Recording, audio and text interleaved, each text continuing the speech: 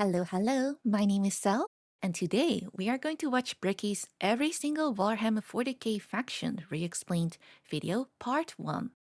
Last time we watched his lore timeline video, and a lot of people suggested there that I watch this video next. So, here we are. I've been enjoying learning more about the 40k universe, and I'm really looking forward to learning more about all of the factions and my grandpapa Nurgle and some good old heresy. So, without further ado, let's go. In the kind brightness of the far past, there was no war. Wait, sorry. Is this a Windows background? Is this like one of those old Windows backgrounds? I just realized. Where's Bricky at? Where is he? Our galaxy was, for a long time, fairly empty and quiet. The first known species to appear during this time are known only as the Old Ones, cosmic entities that traveled across the galaxy with ease and seeded like life Nurgle, right? through the stars. So the gods. Shortly thereafter, a new species began to arise. The Necron-Tier. Evolving under the harshness of a devastatingly powerful star, the short-lived and irradiated Necron-Tier try to find the secret to eternal life and to be freed from their terrible existence. Yeah, As they expand through they are very stars, sick, aren't they they? find the Old Ones, and they plead to them to share this. Wait, who is this? Who is this muscular figure in the background? Is this one of them Old Ones? Why has no one told me about this? This thingamajig? Secrets of the universe and grant them purchase from their short and painful existence. The Old Ones respond with a lol and a lamau, and with their immense power, they force them back to their homeworld. The Necron-Tier, filled with rage they and did not hatred, like that. Make it their duty to get revenge on the Old Ones. A revenge that would come swiftly as a chance encounter with other gods gave them a solution. Ooh. These other gods were known as the Catan, a race of highly powerful star-consuming entities. Wait, question. So the Old Ones are gods. The Catan are also gods. When it comes to like power levels, which of these two are stronger? Or are they like evenly matched? Or maybe the Catan are not like actual gods? Question mark? This Catan got a recent new model, this one? Oh, is that the muscular one that we saw just now? This question soon gets answered. Oh, okay, never mind then. I'll keep watching then. Do not fear, young mortals, for we, the Catan, will provide you with the immortality you seek. Come now, won't you shake a poor sinner's hand? Quoted from Nephetron, the Deceiver. The Necron-Tier accepted. Wait. I'm sorry. Quoted from Nephetron. Is this a Catan?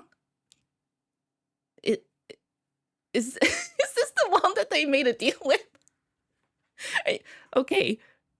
Why would you make a deal with this? That does not look trustworthy. Does that look like a man that's gonna honor his deal in a way that benefits you? I don't think so. Look at those horns. Oh no, and his name. Bro, they should have known. I know you're not supposed to judge people by their appearance, but brother.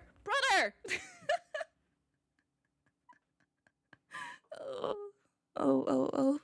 The Deceiver. The Necron-Tier accepted the Catan's offer of immortality, but believe it or not, this turned out to be a ruse. A trick. The Catan crafted gigantic furnaces and began the process of biotransference. The Necron-Tier willingly walked line by line into the furnace engines made by gods who devour stars and had their souls consumed instead. The short-lived, irradiated, and cancer-inflicted race of the Necron-Tier ceased to be, and the immortal, soulless Necrons remained. Now back. Wait, so they basically just walked into an oven and they were like, this is going to be okay. Guys, this is gonna be okay. Guys, it's supposed to hurt like this. Wait! Oh no! Oh no! Trust! Yeah, trust! No! No! No! Why would you do that?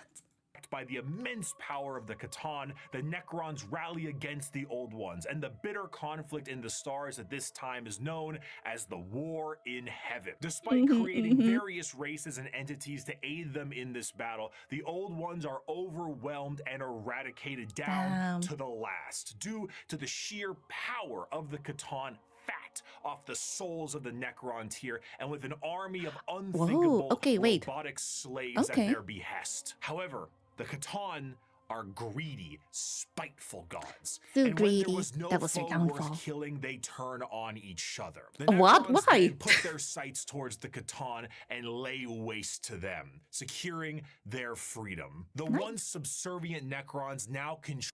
You know, if your enemy is busy fighting amongst each other, that's when you can swoop in. That's when you can swoop in. They're very smart. They're very smart. Control their former masters. Worn out and weakened by these wars, the Necrons, under their leader Zarek, the Silent King, lie dormant, with a plan to eventually wake and reclaim control over the galaxy. Over millions of years, that's the sleeping part where they rise and they fall. The species created by the Old Ones have footholds over the galaxy, but on a pale blue dot in the thick of all this conflict, humanity begins to evolve. And for the most part, the basic path of humanity's evolution remains the same as it is now for almost 15,000 years. Right now, in the 21st century, this is canon. You, right now, Twitch streamer reacting to this video, you existed at a Vtubers are point in canon? the Warhammer universe. But with time, humanity's ambition and That's the crazy! power of That's their me! That's technology me! becomes unmatched, and the golden age of expansion begins. Humanity starts to branch out through the stars. That's with sad, powerful though. tools used for Sad that I'm agriculture, canon. mining, and expansion. Some branches of humanity would eventually settle far away from Earth itself. And around this time, the psychic ability not looking of very humans Gucci. are greatly expanded, and what we begin His to brain know is is literally psychers appear. But despite all the progress, things would begin to collapse. The machines created to aid humanity would turn on them in M23, an event known as the Cybernetic Revolt, and trade would begin to collapse due to the immaterial warp, aka actual hell, beginning to cause ruptures in space and time. These warp stones would separate humanity, and this would be what is known as the Age of Strife. The warp, a sea of souls, storing all thought, emotion, We saw and the this souls before. of those who have passed on begin fluctuating into something terrible. This is where the old as ones are far chilling. on the horizon, something horrendous was brewing. You see, the warp isn't just a the space elves. assortment of chaotic energy. It is fairly well organized, thanks to those living in the galaxy. The warp itself acts as an afterlife of sorts, and the actions of the innumerable amount of creatures who live in the galaxy have manifested a pantheon of organized entities known as the Forces of Chaos. At their helm are three major entities: Khorne, Nurgle, and Tzeentch. However, a fourth one, Slaanesh, was about to be born. Okay, wait. Did I, just to make sure that I'm not misunderstanding, those 4 Chaos Thingamajiggs, they're also old ones, right? Right? Right. I think that's what they were. That booty in the back. Oh my, stop looking. No, they're not? Wait, have I been misunderstanding this whole time? Wait, what are the old ones then? If they're not the Chaos Thingamajiggs. Old ones are magic space frogs. All the old ones died? They did? Oh, okay, I misunderstood then. All right, never mind then. The old ones were also gods though, right? So these are like other gods. God, there's so many gods. There's so many different kinds of gods. What the hell? Eldar were one of the first species created by the Old Ones, and due to their extreme these Eldars and look very goofy. unbridled excess, the birthing of Slaanesh tore a hole in the galaxy and forever split the Eldar into those of the craft world, who sought to bring their species back together, and those of the Drukhari, who wished to continue what caused the birth of Slaanesh in the first place. The birthing of this fourth chaos god settled the warp storms of the Immaterium and ended the age of strife, but humanity was still fractured. So one man revealed himself and spearheaded an immense It's attempt Emperor, to reunite whose all name the fractured I don't pieces of know humanity. his actual name. That man was the Emperor of Mankind. Oh my god, he has a wide neck. Did you guys see that? Wait, I'm sorry. I'm sorry for pausing so much. Look at that neck. Oh my god. That's a humongous neck. There's... His neck just goes straight into the... Like, oh my god. Oh god. He's built like a brick. Old ones and Catan aren't really gods, but they're absolutely stupidly powerful that you could compare them to gods. Aha. Okay, I see. Okay, I understand. Mankind. After reclaiming the nearly destroyed Earth, the Emperor embarked on the Unification Wars to unite humanity under the banner of the Imperium of Man. However, due to the very long and devastating impact of the Age of Strife, humanity as we know it is not the same. To reconquer Earth, the Emperor would need more than mere men. Great beings, known as the Thunder Warriors, were recruited by the Emperor to reclaim the Earth with the children are later. But these warriors are a blunt tool and had overstayed their welcome. He would need something better. And that solution would be known as the Space Marines. Superhuman soldiers that will have the skill and cunning exponentially greater than the mortal man. These new warriors would be commanded by an elite group of his very own sons known as the Primarchs. Unfortunately, though, Daddy didn't charge the baby monitor, and his 18 sons would be stolen by the forces of chaos and scattered across the galaxy. This would begin the Great Crusade, a monumental task to take back the stars in the name of humanity. So far, we're recapping the first video. However, he would need the fires of industry to make this happen. I need a reminder. Looking to the distant cousins of Mars, the Emperor signed a treaty with the technologically irradiated hellscape of the Red Planet and allowed the cult of the machine god, the Mechanicum, to supply his crusade. While Space Marines were the tip of the spear, their numbers paled to the vast might of the Imperial Army and Navy, the Astra Militarum, and their seemingly those are the Mars people, aren't they? Make up the bulk of the fighting force for humanity, supplied by the intelligence and prowess of various agents of the Imperium, such as rogue traders and assassins. Due to the lack of connectivity between the worlds, what a society had become over thousands of years became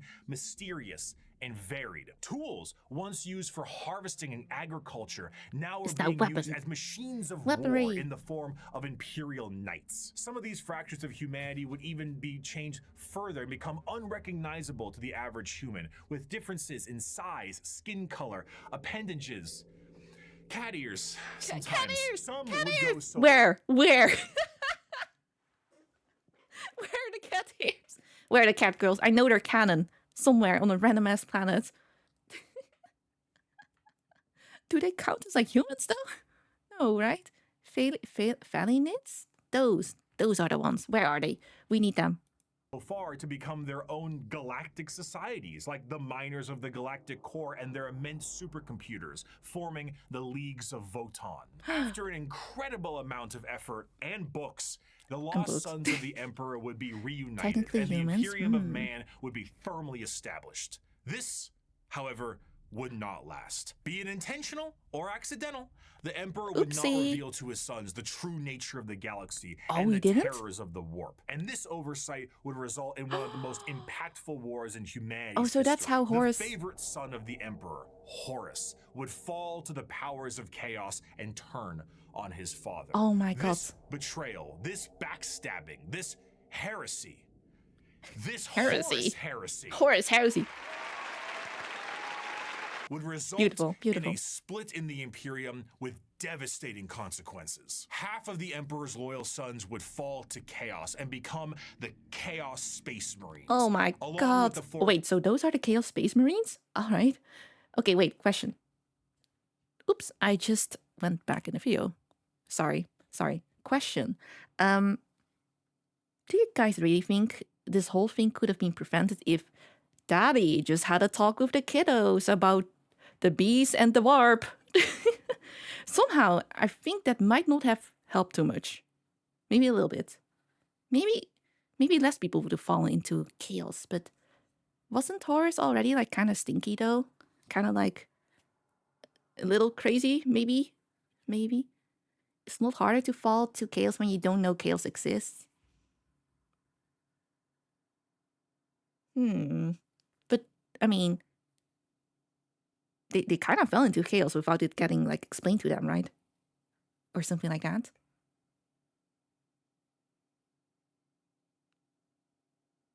Horusy. Horusy.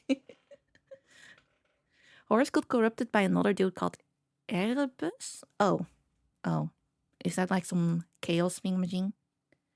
It seems that many have that opinion, but I think chaos would have just have a different plan then. I mean, I would assume they would still get fucked up by something. But I don't know. I don't know the characters too well. Beast and the warp were too deep. Horus fell too deep into the unsupervised access to the warp internet. God damn, this is what happens when you give your kids freaking unrestricted access to the internet. Guys, parents need to watch their kids, whatever, when they use the internet and all. Was Horus a fucking iPad kid that had like unrestricted access to like YouTube and TikTok? Is that what happened? Is that how he got corrupted? God, Horus. Forces of the Dark Mechanicum and the Chaos Knights. The conflict would result in the absolute obliteration of Horus and the physical death of the Emperor himself. The near-dead body of the Emperor will be placed on the Golden Throne to serve as a beacon of humanity and allow for the continued ability to travel the stars, protected by his most loyal, the Adeptus Custodes. The Imperium would be vulnerable during this age of rebirth, and Terra would find itself under siege by one of the most formidable species in the galaxy, the Orcs. As time went on and memories of the Emperor's vision began to fade, the Emperor would become less of a head of state and more of a religious figure. And the Imperium would change to reflect this. The leadership on a planet would be at the behest of the High Lords of Terra, and their actions would be courtesy of the incomparable power and authority of the Inquisition. The zealots of the Imperium would intensify and create a brand new era known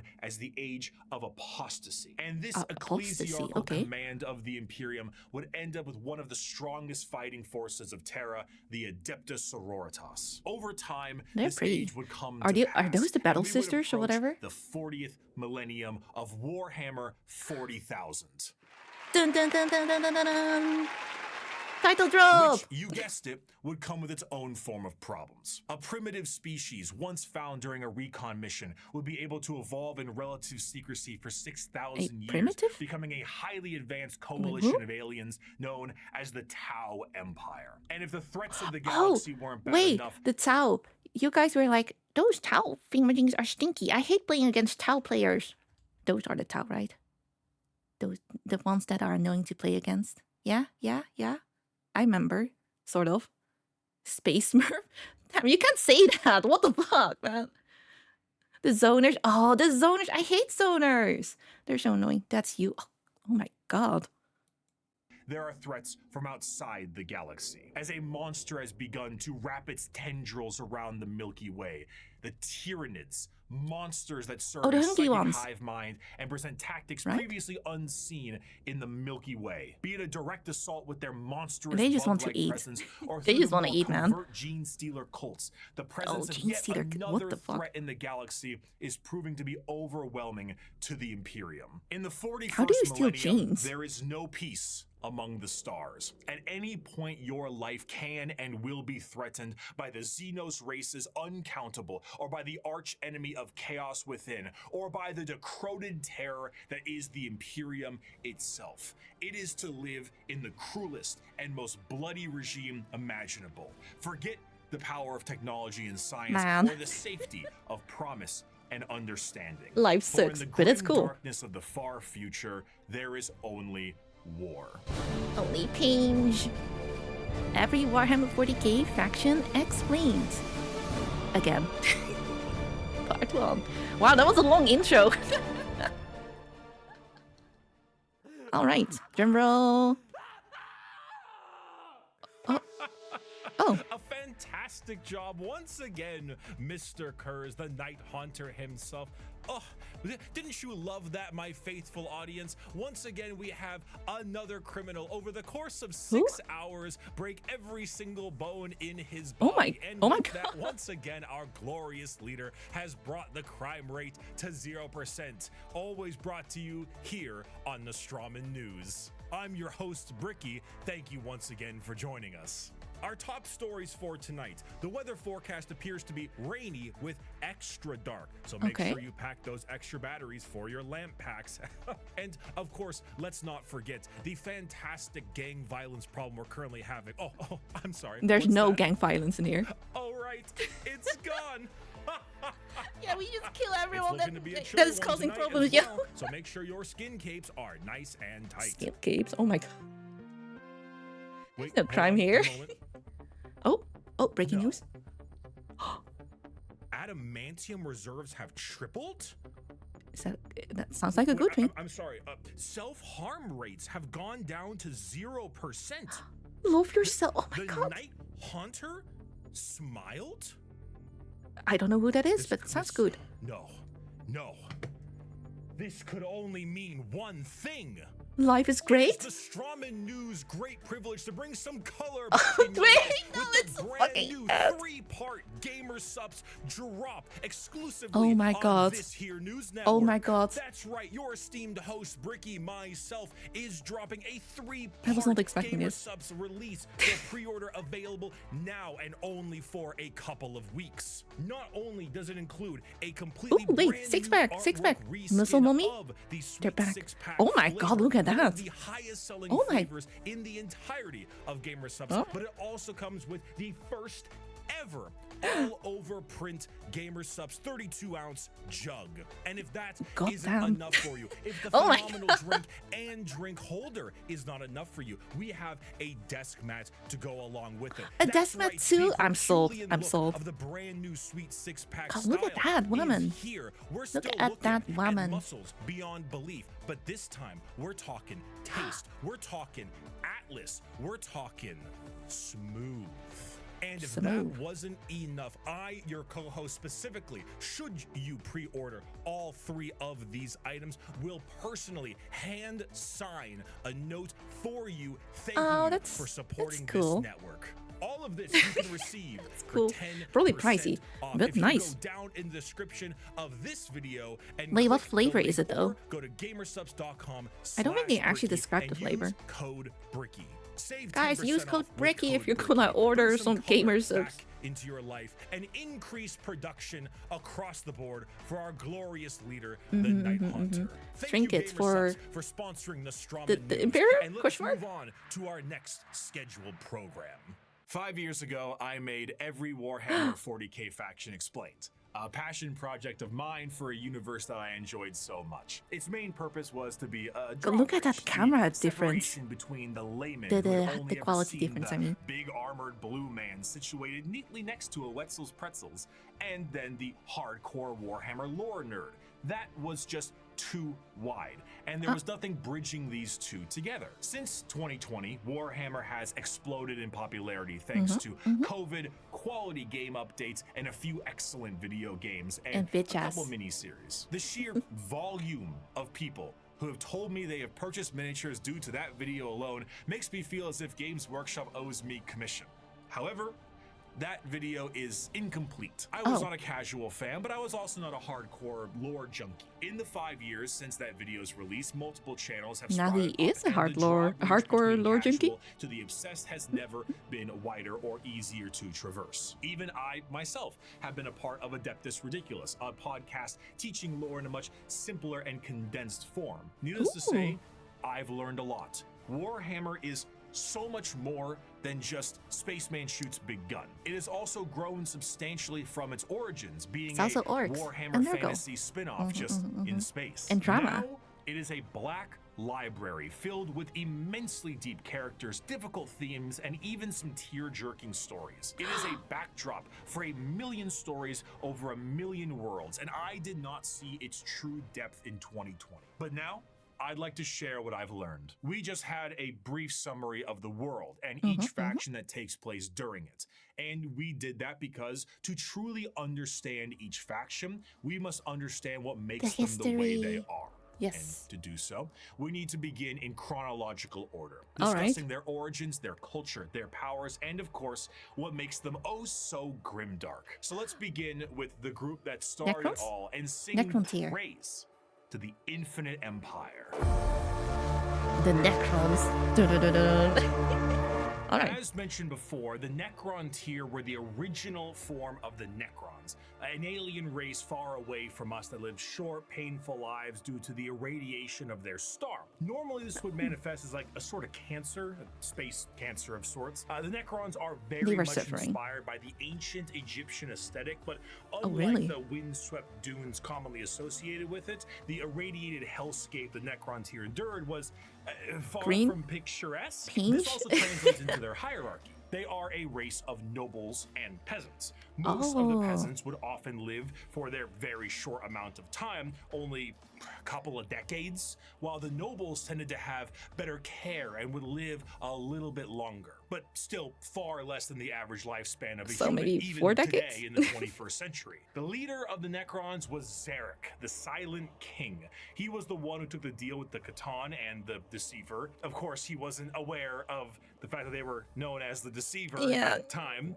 but the whole species was blinded by hate after being debased by the Old Ones on their quest to cure their illness. The sheer pain that underwent the Necron race can't be understated, as their fear was manic. The Catan are, of course, gods that eat stars, and when the leader of your species tells you to march into the gigantic green furnaces to ascend to immortality, you march. The scenes from these are long lines of both the peasantry and nobles clutching their loved ones in a frantic act to save their own lives. Many of them already inflicted in the late stages of this space cancer. They were crawling into the biotransference furnaces, trying to outrace death itself, without realizing death was the one who made these to begin with. That is so tragic. What the hell? Was a soulless husk. And I say that literally. A soul is not an abstract concept like it is in our world. An immaterial version of oneself discussed and debated in religion and philosophy. No, in Warhammer, a soul is a real, tangible item of oneself. And the Catan, and it gives them power, right? Just like the Catan? To every single person who went in their furnaces. Does it make them stronger, is what they said earlier. You came out a Necron warrior, and you as an individual have ceased to be. You have no mind, you have no soul, no emotions. Your body, as you know it, is made of an extremely advanced mass of re-knitting living metal known as necrodermis. You cannot think for yourself, for you do not have a brain to think with. All you do now is await protocols from your overlords. Literal robots came out of the furnaces with their minds intact, not their souls. Wait, how did they rebel then? Mind you, because but their minds are very much intact. These nobles their now minds have are command intact protocols, and they are able to command all of their peasantry and do with them whatever they wish. Zarek, the Silent King, is the most advanced of all the Necrons, a perfect metallic version of himself with incredible power and intelligence. His strength allowed him to lead the undead and the unthinking armies of the Necrons to battle against the Catan when they were at their weakest due to their incessant infighting, and then win back their freedom. But gods cannot die.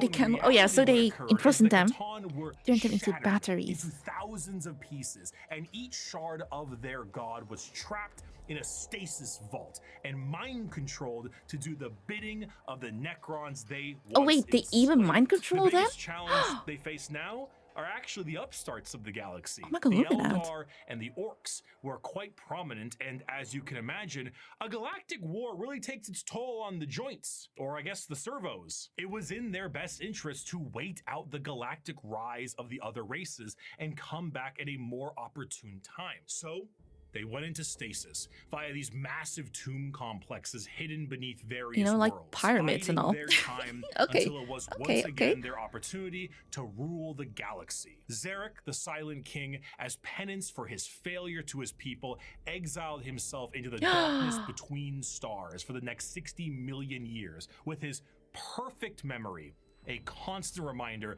of the doom he inflicted upon his people. Flash forward to the modern day, and the Necrons are He's still just but chilling somewhere? it isn't working as well as it could be. Oh. Whether the tomb world is reawakened naturally or by some imperial moron stepping on a green glowing rock, the Necrons have come back to reclaim a galaxy they consider rightly theirs. But 60 million years of hypersleep have taken their toll. Many Necron dynasties awake with systems unrestored and huge swaths of their population's minds completely lost. Necron nobles wake with various mental faculties compromised, sometimes exhibiting traits similar to excessive paranoia, schizophrenia, or even dementia. One notable Necron, Nemesaur Zandrek, believes that he is still back on his home planet fighting off separatists and interlopers. Oberyn, the separatists come, attempting to outflank me as they did at the 4th Battle of Vindach. How they calculate that daubing themselves green and roaring like savages will produce a different outcome, I cannot fathom. But it is of no account. Ready, my legions. Another glorious victory shall soon be ours. So they went to sleep, but that sleep fucked them up as well. But they were already not doing great. Would they have been wiped out if they didn't go into stasis? Was it a lose-lose situation that was happening basically? Because they were kind of falling apart already. I have the same problem with naps. You know what? Relatable. Probably. Damn. But now they're having a lot of brain problems. Kind of unfortunate. Individuals such as the esteemed Imhotep the Stormlord seek to usurp the newly returned Silent King for rightful ruler over the Necron race, believing his time has come to an end, while scientists and archaeologists like Trazen the Infinite and Orikin the Diviner spend thousands of years bickering over artifacts and petty squabbles.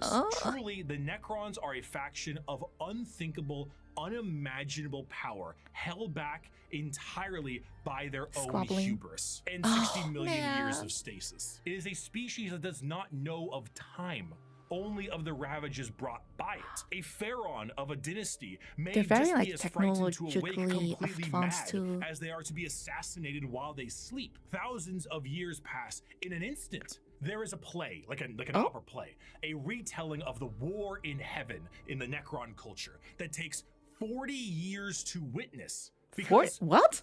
Why leave? You have no need to eat or vacate your bowels. You are immortal, but you are soulless. Despite the Necrons' incredible technology, their mastery over time, reality itself, despite all of this, they still are missing a soul. And therein lies the biggest struggle. Most Necrons look to conquest the galaxy, kill the interlopers like the humans, Eldar, and Orcs that scrape at a fraction of their power. But the end goal for many, including Zarek himself, is to return the souls to their bodies. Can you even do that? The horrible fate they get eaten upon them. This is not the interest of all. Many simply wish to rule their dynasty with an iron fist and kill all they consider unworthy. But to many others, it is to undo the decision that doomed them all. Before they can do that, we don't know. There is a pest that needs exterminating. That is the fundamental understanding of the Necrons. They are so hyper advanced that their science borders on magic. They play with the fundamental aspects of reality and time. Their mastery of the physical galaxy is the strongest in the universe. Their weapons reduce people to the barest molecules, and they have devices capable of causing stars to supernova. They are unfathomably difficult to kill, as if you do fell one of their number, the living they're metal too busy fighting each other and the and arguing. Protocols allow it to come back alive once again. They're masters of teleportation and often killing they can the teleport. fully What the fuck, will man? just have its consciousness translocated back to their tomb world to await reassembly. Normally, they utilize large phalanxes of warriors and honorary combats, but some of them have fallen to various mind viruses. The destroyer they have viruses too? hell-bent on killing anything and everyone that lives with an overwhelming force.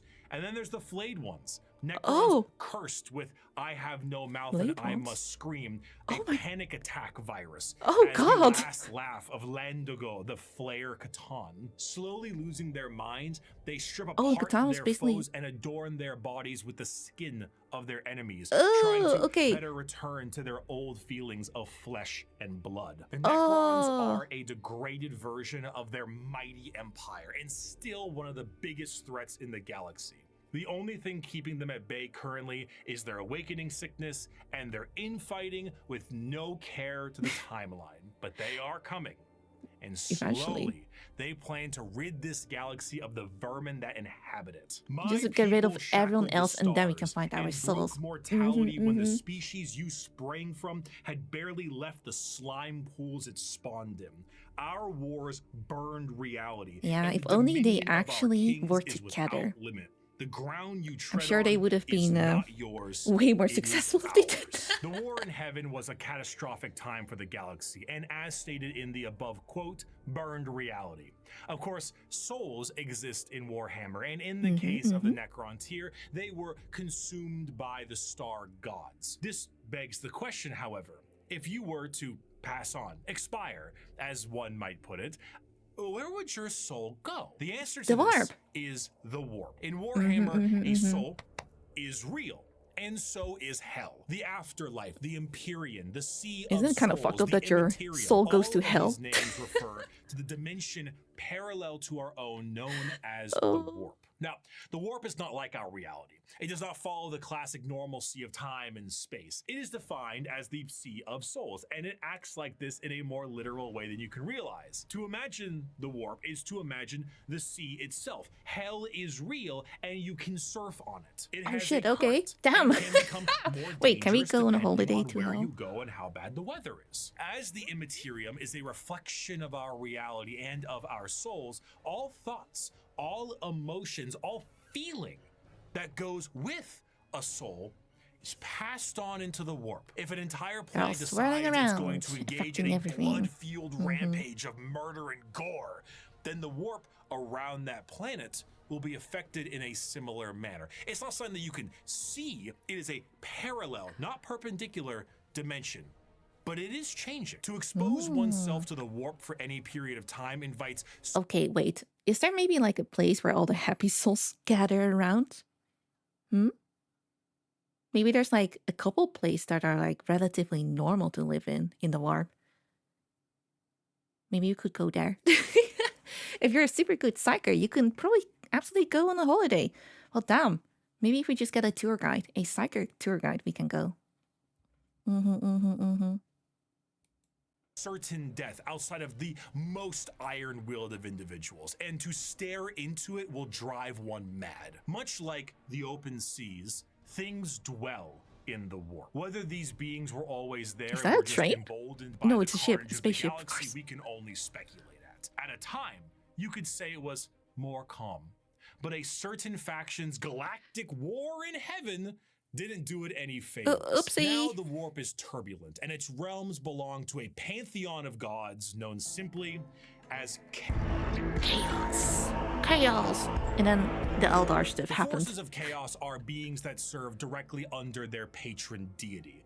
There are 4 current gods of chaos at the moment: Khorne, Tzeentch, Nurgle, and Slaanesh. Each of them represent various facets of and emotions of sentient species. Emotions? They play a great game against one another for total control over their realms. Interestingly enough, while their disciples have physical emotion forms, does we can Nero understand represent? the Chaos Gods do not have a physical visual that you can perceive in reality. So while there are tons of fantastic fan art, we do not know what they truly look like, though they are conveniently color-coded. Khorne is the god of blood and murder, so we don't know what they look and like. slaughter. He is the one who is most powered by the He's the angry wholesale god. killing of any living thing. For Khorne cares not from where the blood flows. With a sacred number of 8, he is the lord of all things involving killing and blood and gore. The champions are extremely Power, strong as basically. well, with monumental Murder. muscles and extremely large weapons. Blood for the A blood true god. analog to Khorne would be his greater demon, the Bloodthirster,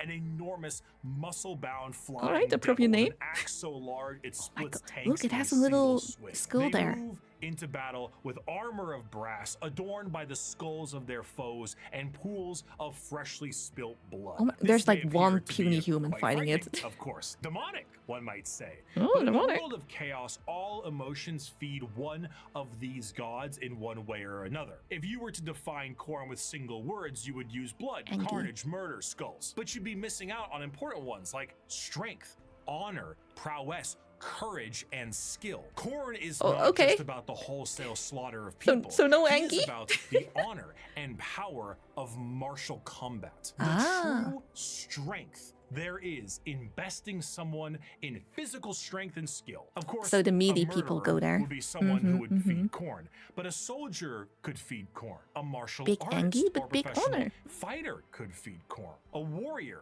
good or bad, feeds Khorne.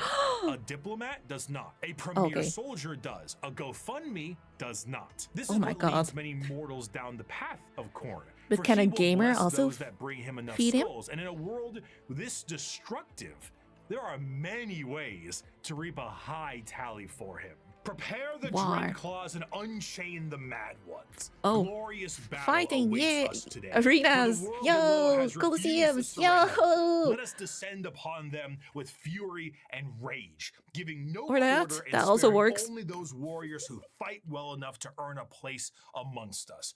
As to the rest, their lives and possessions are ours, but their skulls are for Khorne. Oh, the skulls are for Khorne. If I ever want to Alright, not the explain souls. Khorne, I just kind of show him this clip.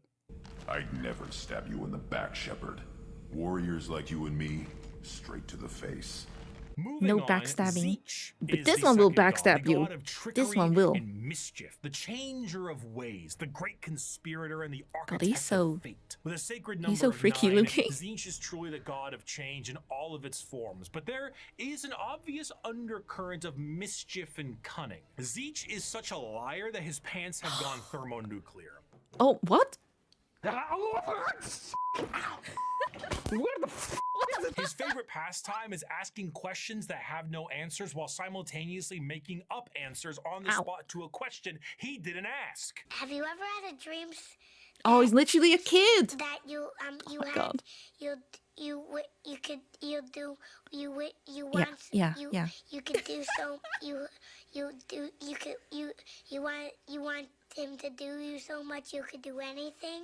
He is such a conniving little bastard that every emotion God, look of at that lying, face. of scheming, of trickery is a direct way to help feed him. An unfaithful partner, a politician, a spy.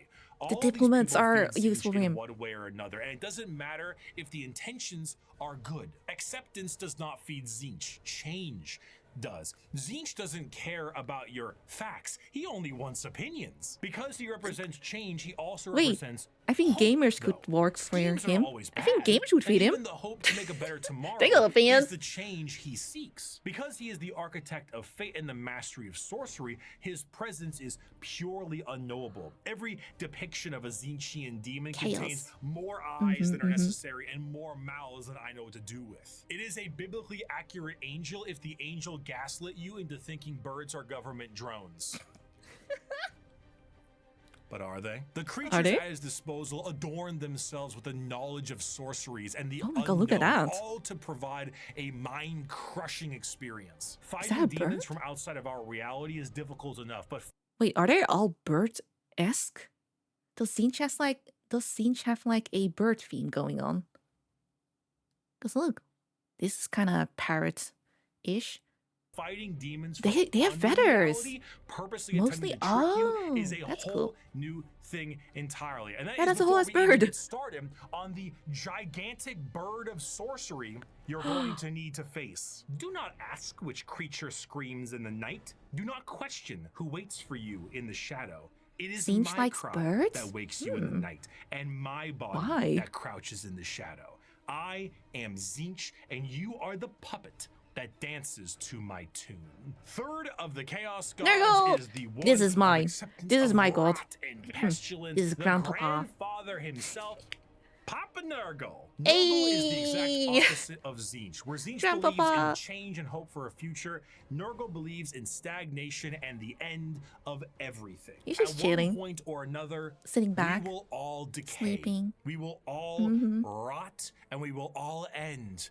And with a sacred number of 7, every single thing, pestilence, boil, and everything in between, comes under the great shadow and girth of Nurgle himself. For Girth? Nurgle, the plight of mortals is his fear and whine. And no matter how solid life might be, everything will decay in the end. In the creation of life, there must be an end to that life. And nobody has more creations to end lives than Grandfather Nurgle himself. Every boil, every blemish, every pus-filled wound and disease, every rot, and every plague is Yeah, you keep listening, Richard. I'm not putting any of that on the screen. Okay, the editor. Is that what the editor put there? Yeah, he's not putting them boils on there. Thank you, editor. Thank you. You know, basically, what I understand from this little bit is that Nurgle doesn't care what you look like. You can be stinky. You can be potato looking, you can have boils and whatever on your face. He will still love you the same. He will even encourage it, maybe. Just don't shower. Wait. This is also a gamer god. Wait, they're all gamer gods. He gives lots of gifts. Yeah. And a shower. Shower would be the opposite of what we want, right? True, yeah. Oops. Basically, all of them are gamers. You have the angry gamer, you have the troll, you have the stinky gamer, and then Slaanesh is the one gamer that probably plays a little bit too much games to the point where they like neglect their life and and shit falls apart. Goon gamer, or maybe that. Together they make RGB. Oh my god. No.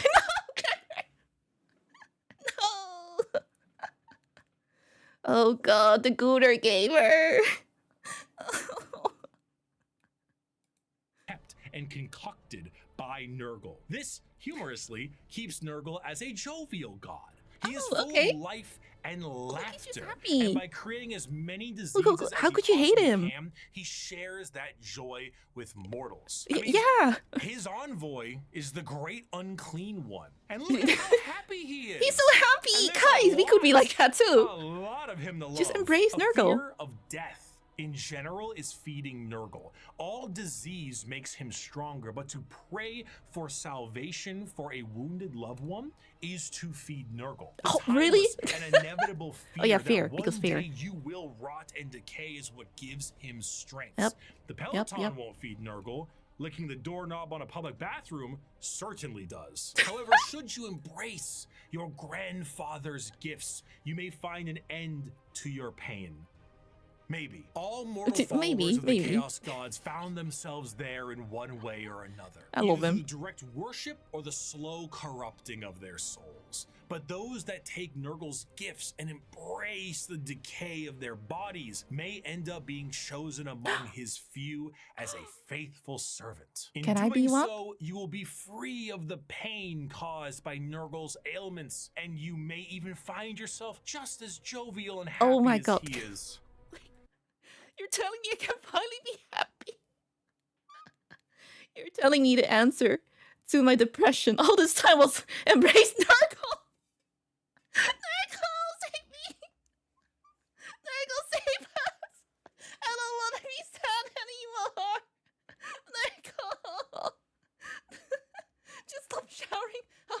miracle. I will give it.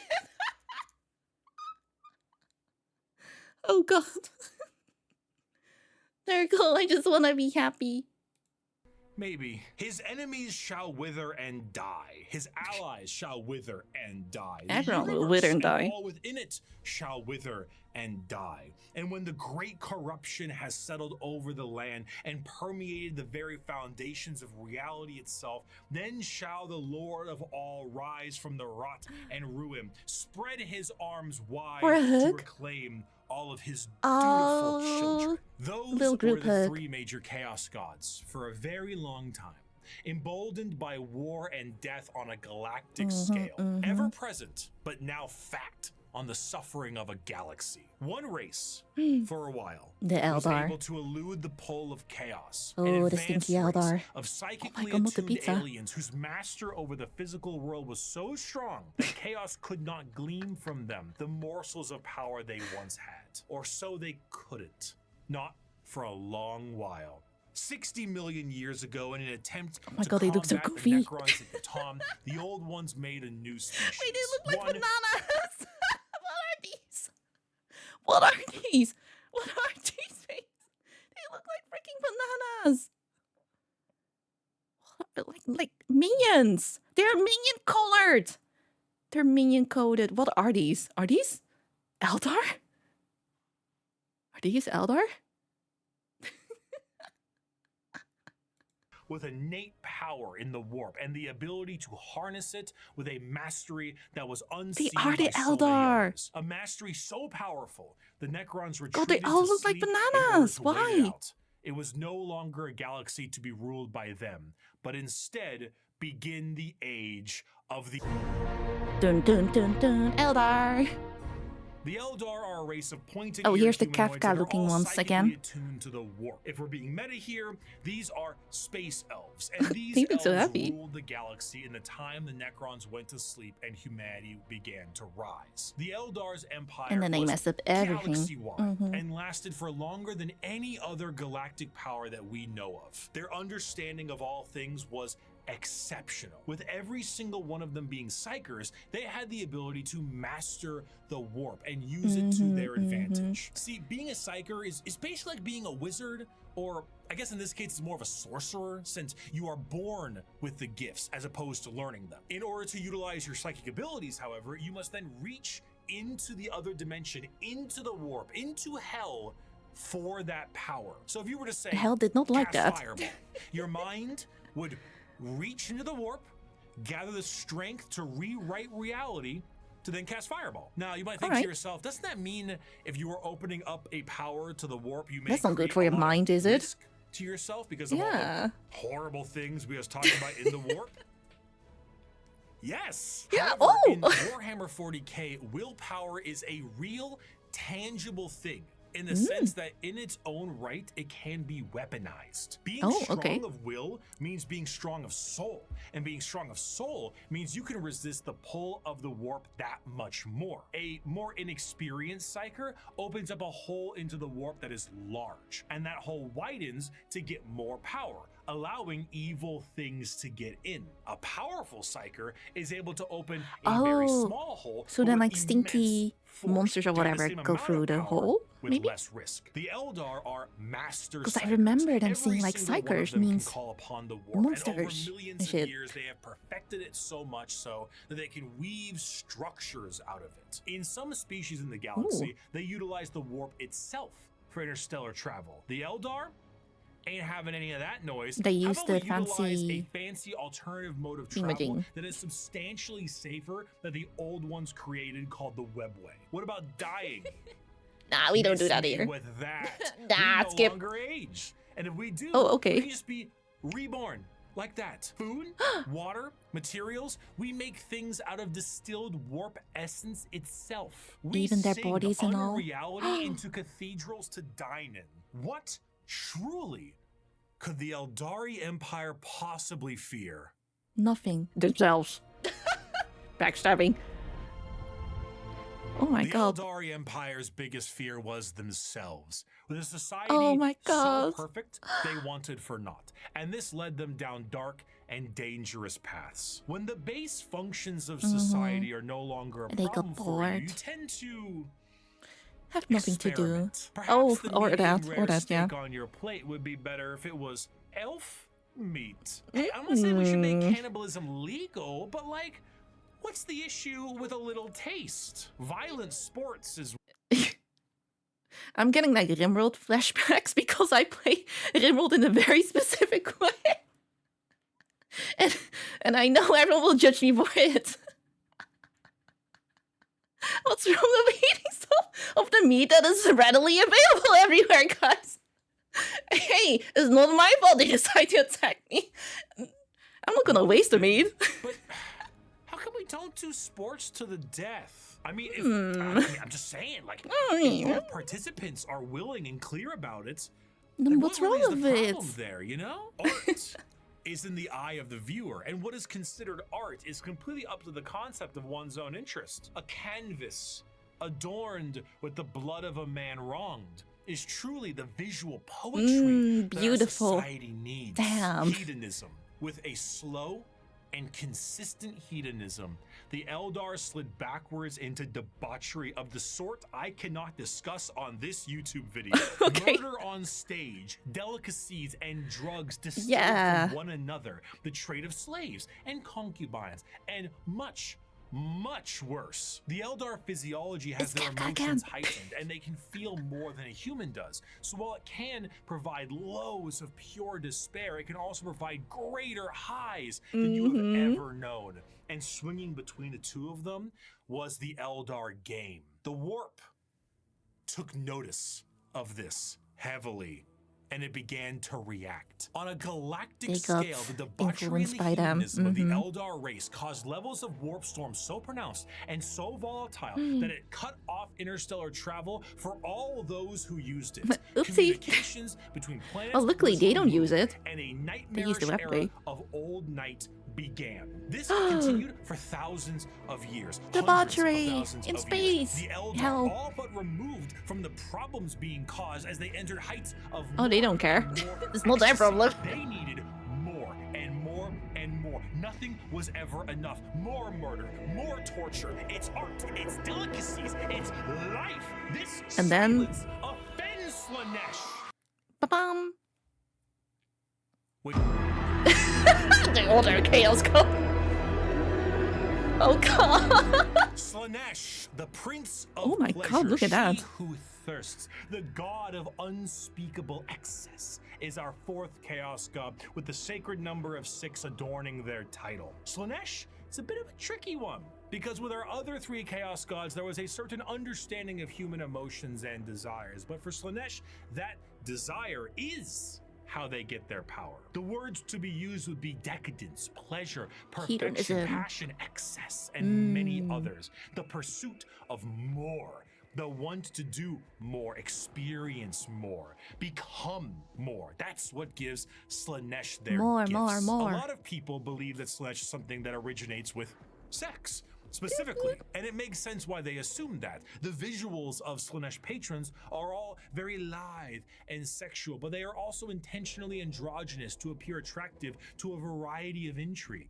However, to think that Slanesh specifically derives from sex would be mistaken. While it is true that a lot of humanity's actions can relate to Do tricks getting on laid, and Slanesh is the dark prince of you guys can see desire. it. It's more on the lines of feeling an excess of an emotion. It is excessive touch and scent and desire, and a lot of that has to do with sex. That's why it looks like sex, but makes it's sense. more than just that. A patron of the arts may feed Slanesh, one that aspires to become the perfect chef or master of their craft, and the sheer pursuit of that alone Desire. will feed Slanesh. Whiplash is Slanesh's absolute favorite film. Videos where people beat Elden Ring on a dance pad feed Slanesh. There are no 2 words People- in the English language more harmful So gamers are feeding them. Yeah. than Yeah. good job. Speedrunners are feeding Slanesh as well? But is there a line? No. No, man, no. This also moves There's to not. the concept of feeling.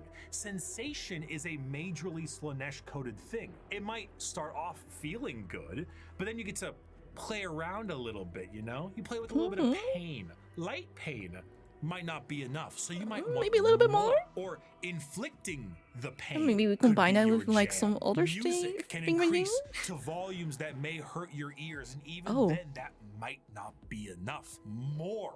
You must have more. Many of the disciples of Slaanesh carry a demonic form in their lithe grace. The Keeper of Secrets is his chosen envoy, and their movements are a blur of dance and pain with an aura all the more fatal. They dance and sing, but there's always a form of malice behind every action they take. An alluring gaze that will pull you in right before the demonic entity can crush you in that grip. Slaanesh's palace has 6 layers surrounding it, and one of them is the excess of gluttony, where the participant finds themselves in a beautiful banquet full of the most delicious foods imaginable. Tables of delicacies and rivers of wine tempt the user to such a degree that they cannot stop eating. stuffing their Oh face, my God. unaware that the things they are eating are very vaguely familiar meat. If one Oh, does okay. not see themselves drowning in the river of wine, they may soon fill their bodies up so much that they cease to function and fall over,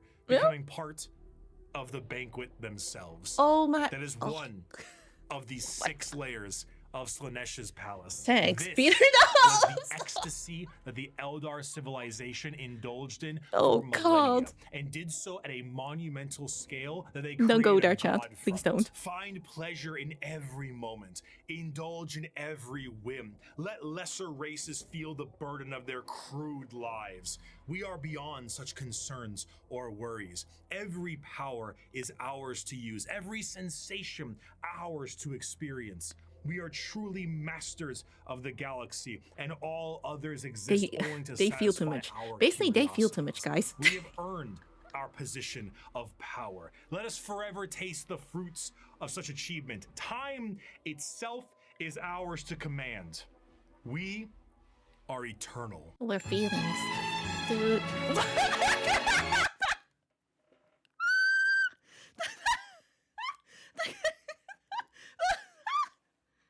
Bricky!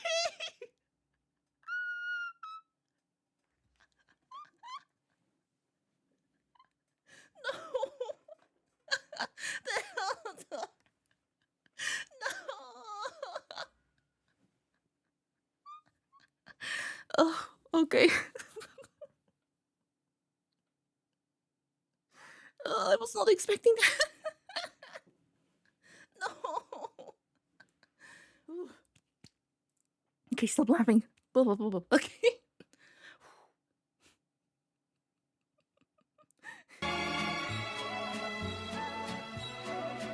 With the birth of Slaanesh, the Eldari Empire ceased to be.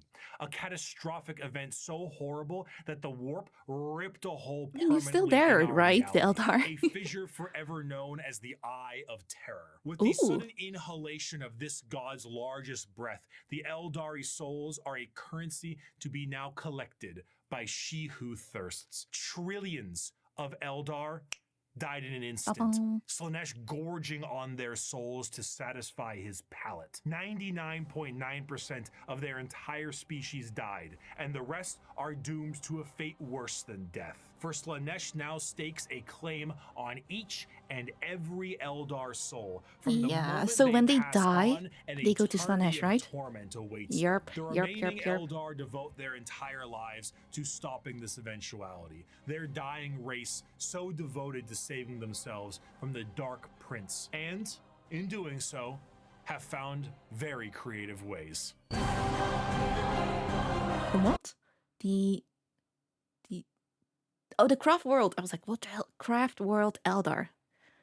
The mechanics, the ones that build shit. In the modern world of Warhammer, the Craft World Eldar are the main force of Eldar in the galaxy and represent the elf style that many think of when you think elves in space. Fantasy elves in space, not those elves. Oh man. We'll get to them. Oh man. The Craft World is a monumentally large starship, the size of a continent, that acts as a form of God. flotilla. During the highest reaches of hedonism, It looks many very Eldar saw the insect-esque. demonic writing on the wall and began to try and seek asylum from their own debauchery. Those Eldar left on monumental craft worlds into the far reaches of the galaxy and saved themselves from Slaaneish's awakening. But The what main fucked thing up the thing are craft they world doing? Eldar seek I'm sure they're is to hiding temper something. their minds and bodies in a way that will never allow them to slide back into their Oh, old stoicism. ways. Okay. The representation they carry is that of a more feudal Japanese motif. Eldar follow paths as they age, the path of the warrior, the seer, the poet, the diplomat, the bone singer, The and so gamer. on. These paths are a strict code of conduct to hone the heightened Eldar psychology down a school of thought and action. And if it sounds a hell of a lot like Bushido, well, you're damn right. Here's a medal and a soul stone. Thank Don't you. lose it or an eternity of torment awaits you. Going Oh. through these paths will allow you to take up not just a role in Eldar society, but keep your mind clear from the past worries that plagued them. Every Eldar Yeah, is said to stop be a thinking psyker, about pleasure however, and all. very few of them actually utilize Just their focus. psychic powers for fear of tempting she who thirsts. A large amount of emphasis is also put on ancestors of the Eldar and learning from them the farther you go down a path. This can sometimes be seen by the large variety of jewels adoring the armor of Eldar.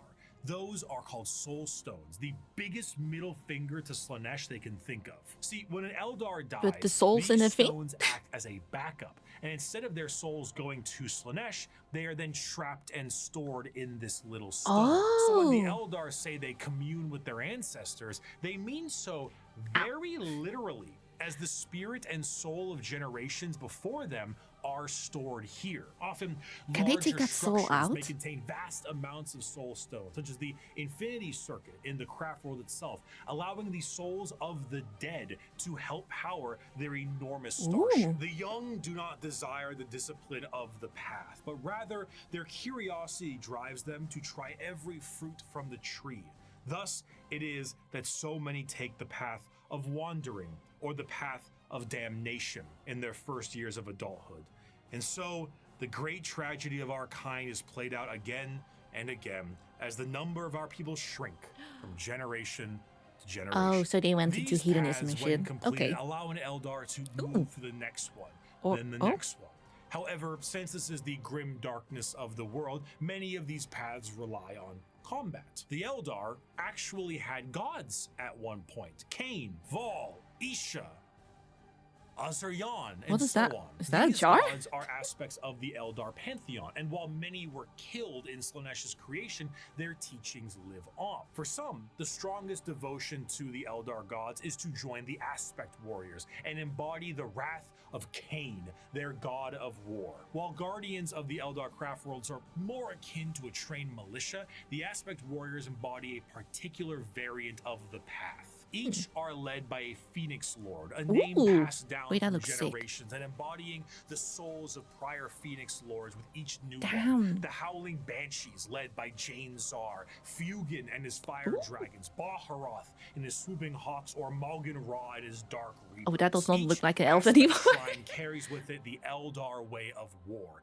Fast, hard-hitting, and incredibly tricksy, for they do not have the numbers to fight in any other way. The Craft World Eldar show how mangled an empire can be by their own actions. They once ruled the galaxy in an honest, non-hyperbolic way, but in the end, they were bested by themselves. They went And a little their bit too most far. prominent remnants are forced That's to drift giving me some aimlessly through the Necron galaxy, trying vibes. to save their species from extinction and resist the temptations of she who thirsts. But for some, the party, it's just beginning.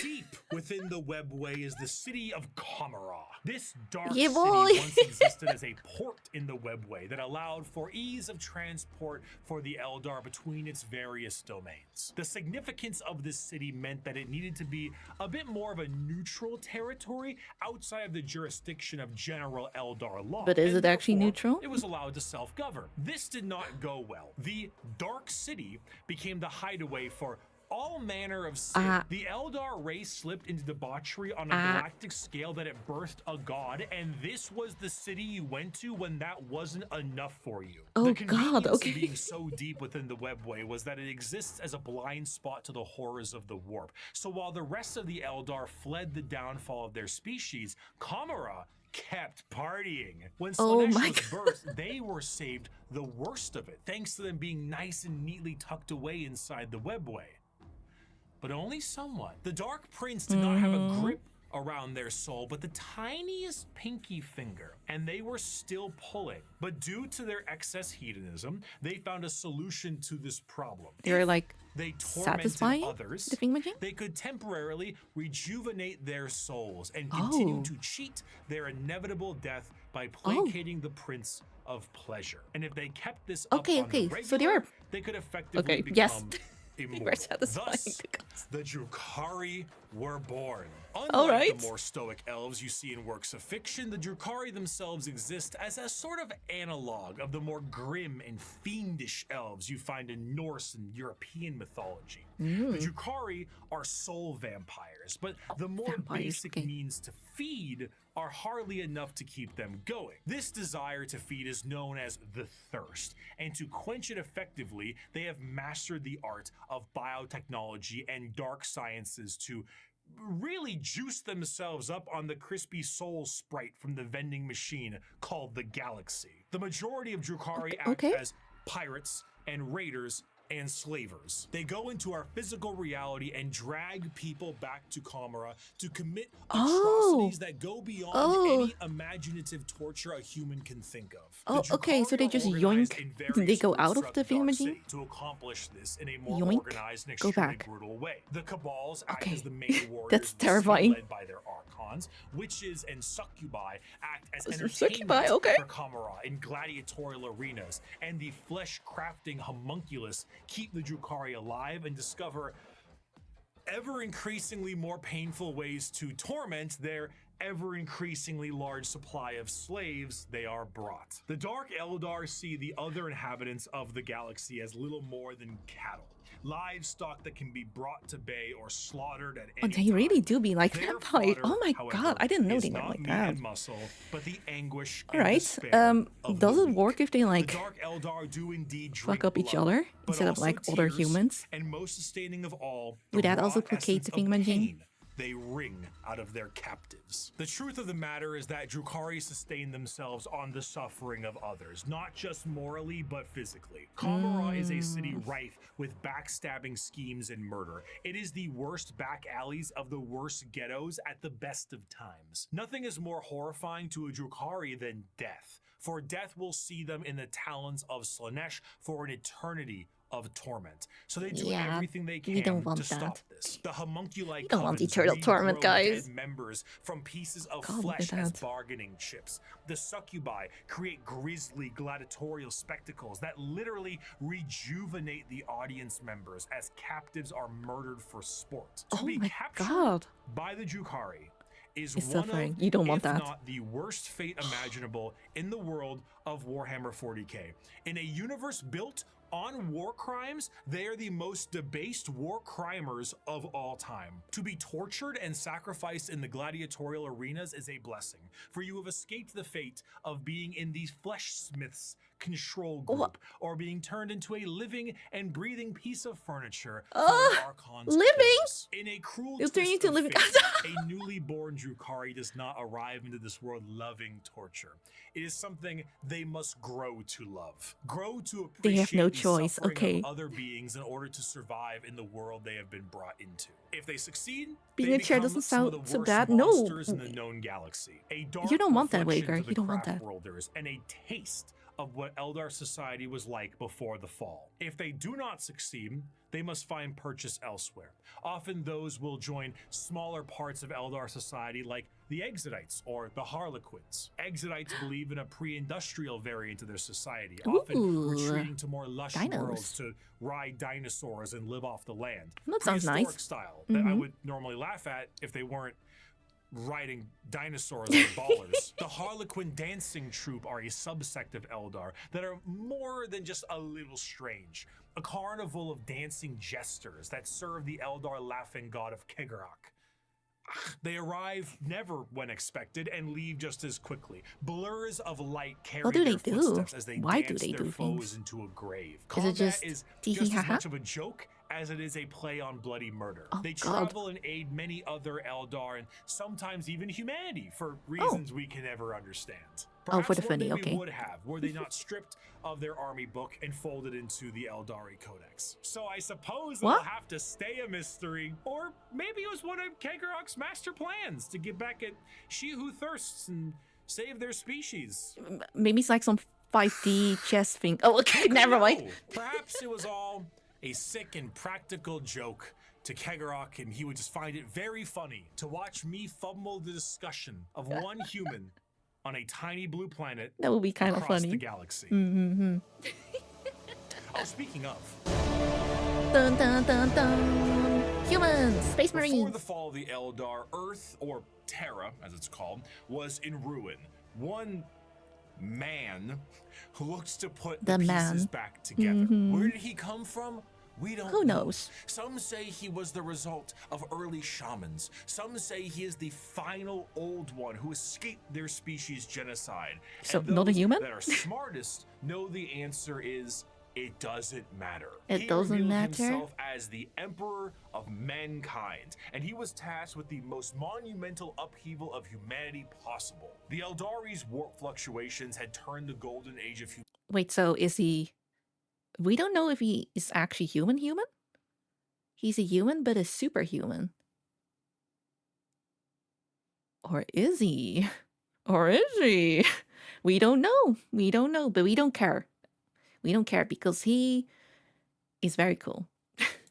Humanity into old night. Interstellar travel cut off? Check. An AI uprising? Check. Brand new psychers popping up and not knowing how to handle their powers? Yep. Oh, check. Demonic incursions?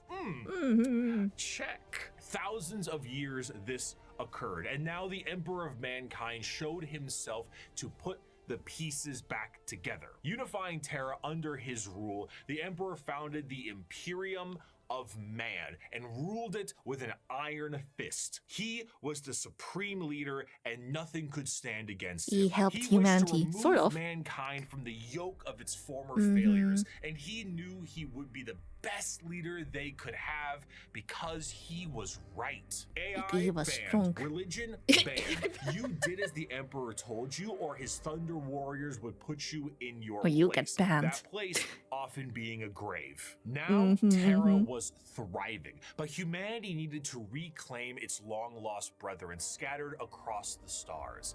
But to do so, he needed those that could build him a fleet truly meant for the reconquering of the galaxy. And so he turned his attention to the red planet of Mars. Dun, dun, dun, dun. Mars and Terra were close allies long before the Unification Wars. Mars was the first world terraformed by humanity and became what would ultimately be the first hive world, an epicenter for industry and technology. They were humans in the before days. Is that what they're saying? Mars was cut off from Terra during this time, and the warp storms that ravaged the planet turned it into an absolute nuclear hellscape. Those who were on the surface and everyone went underground. I remember now. Even survived the bombings they inflicted on themselves, but others were lucky enough to escape beneath the red sands in powerful fallout shelters. These became their generational habitats, but this resulted in extreme reliance on technology and those who and then they use fused it. one They with began to view the technology robots. keeping them alive less as a technological They've always been advancement human? and Okay. more of a divine intervention, with those skilled in it as priests. The Martians began to worship the power of the machine, and this resulted in the formation of the Cult Mechanicus, the belief in a holy trinity known as the Three-in-One. The machine god, serving as the spirit who gave rise to all Is that not just an AI? known, the motive force, Or is that something the else? deity that gives all life its ability to live, and the Omnissiah, a physical manifestation of the machine god Robot itself. Jesus. This belief began to manifest in them physically as well. What were once humans began to really mess around with the character creator options, and this tech obsession What do we made put them like a view little, instances chip of here? flesh What do we to put like a be Neuralink weak here? and spend their lives removing what makes them human and replacing it with mechanical augments. Robotic limbs, glowing eyes, mechadendrite arms. A little What was once GPU, a mass of flesh now looks like the back of a 5090. router, and the oldest members of the Mechanicus no longer even look slightly human. In addition to this, cloaked over all of their mechanical appendages are robes that reflect the color of their homeworld, the red robes of the Mechanicus. The Cult Mechanicum, now They the got style, Adeptus though. Mechanicus, create It's a very nice red. fascinating combination of cultures all birthed into one. Basically, techno-zealot monks. Organic life is the machine god's greatest accomplishment within the scope of the great work. All praise he who is through. Okay, can't believe they used this picture. He presents us with the means Oh, and God. opportunity to improve upon physicality, as is his divine plan. He grants us complex weakness so we might learn metallic strength and ascend to his level of machinic perfection. The Emperor's arrival to Mars was very much a walking in with the pizzas while the room is on fire moment, but to the Mechanicum, they saw his arrival as confirmation of their belief. They took one look at the glowing golden entity that showed up on their doorstep and were like, that's him. That's the guy right there. And they What guy? immediately accepted him as the Okay. Messiah. Obviously, showing up and being called Machine Jesus shortly after wiping out all All right. instances of non-Machine Jesus a little bit beforehand is an instance of capital H heresy. But the Emperor saw the bigger picture. He Were was they like, you know what? I strange? can overlook this. I can overlook this pocket of heresy here. You know, those people are all right because they make our weapons. They make everything. They make everything for us. So we're conveniently ignoring the heresy. With how they rubbed unguents on themselves, burned incense, and prayed to machines for them to work? Sure, but that's a lot of production right there. So the Emperor devised the Treaty of Olympus Mons, a unifying agreement between Terra and Mars. And this union would be permanently etched into the Aquila of the Imperium as the two-headed eagle. One head for Terra, the other for Mars. Mars? The forces of the Oh. Emperor will be supplied with all the technology and weapons they needed to reunite And no one the will scattered question this remnants of because you do not humanity question under the one the banner. Emperor. And the Mechanicum of Mars will be able to keep doing what they were doing religiously and scientifically so long as they kept up their tithes. This tithe meant total quality control over all technology in the Imperium. Is it a big spaceship? AdMech take care of that. Tanks? AdMech take care of that. Good The factory. literal bullets in a gun? You guessed it. Mars. But unlike the factories of today, the forge worlds of Mars and the creations of the Mechanicum are a bit of a different experience altogether. Instead of a factory on a random given world, the entirety of the planet's surface is dedicated to manufacturing. But that's a little tricky, isn't it? Oh. Considering that the usage of silica animus, or AI, is a big no-no. And That is a big basically no-no. the largest affront to their divine machine god possible. So? Fortunately, there's a really neat alternative that they've come God, up that with. AI That's video is- called a servitor. Incredible devices that can do anything from manufacturing, maintenance, basic door operation, even just float around like a But they're not AI. drone. They're not It's AI, an guys. Extremely easy process too. All you need to do is take a human who is dying or preferably an enemy of the state, most Wait. likely that one, and lobotomize them. What? And then reprogram their brains to do exactly what they tell you. They even got little baby versions of them. Yay! So now you can rest easy knowing that the entirety of the Imperium, because they outlaw AI and learning new tech is heresy, is run on lobotomized slaves. Whether they deserve it or not is unimportant, and whether they can still keep their consciousness trapped in their own minds is another thing entirely. Okay. What the fuck? No heresy, guys. This is okay. This is okay. It's not AI, guys. Question: are these as good as AI? Probably not, right?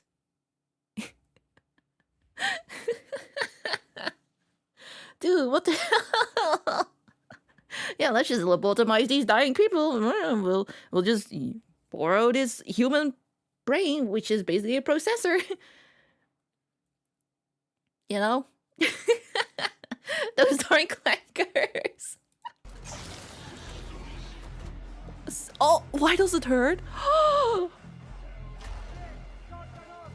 Oh, what? Oh, that's fucked. Your incompetence is showing. An excerpt from the Servitor creation factories. Naked human beings were standing in a switch-packed line between high fences. Oh, the God. manufactorum produced servitors, but it was more akin to an abattoir than a workshop. Every surface was easily cleanable.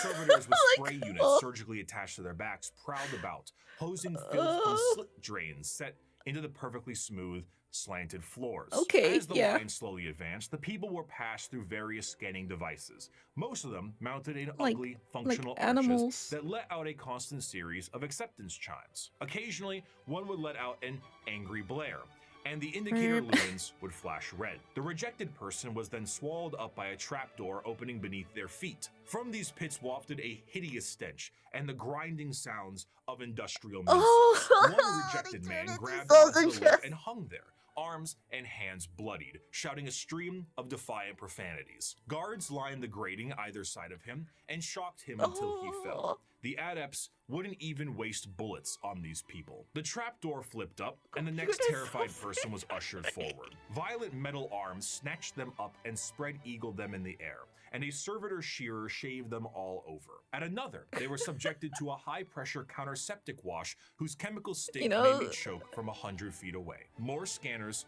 more rejects winnowed out. Machines forcibly dressed them in a heavy rubberized garment common to all monotask servitors. These were saggy on them, all one size, until another process shrank them to fit their bodies where metal cuffs, sockets, and collars bit into vulnerable flesh. The last few prayers gave way to screams at that point, and even the most stoic shouted in pain. They were ushered over a floor buzzing with power that made them shriek with every footstep. "What's that for?" I asked. "Follicular inhibitor. To stop their hair from growing." Oh yeah, we don't want those. Freaking sweet, Lois. As for their scientific pursuits, the Mechanicum believe in the preservation of knowledge above all and the quest to expand it. However, as opposed to just innovating and inventing on their own with their vast technological know-how, they believe that it is a form of tech heresy. You see, because of their religious viewpoints on technology itself, they believe that the instruction booklet itself is just as holy as the Lego set it builds, and to innovate on that. Okay, guys, what the fuck? What the fuck? What the fuck? What the hell? Why is this more shocking than the freaking Eldar? I am shocked by this one. What the fuck? What the hell? And the Eldar turn people into like living couches, but somehow this one feels worse to me. I don't know why. What the fuck, man? Lego's pretty sacred, I get it. Oh, man. Machines are clean. It's fine. It's like... Oh, man. Just that description of people like being lined up, going through basically like a factory, getting cleaned, shaved. That's fucked up. Has anyone ever read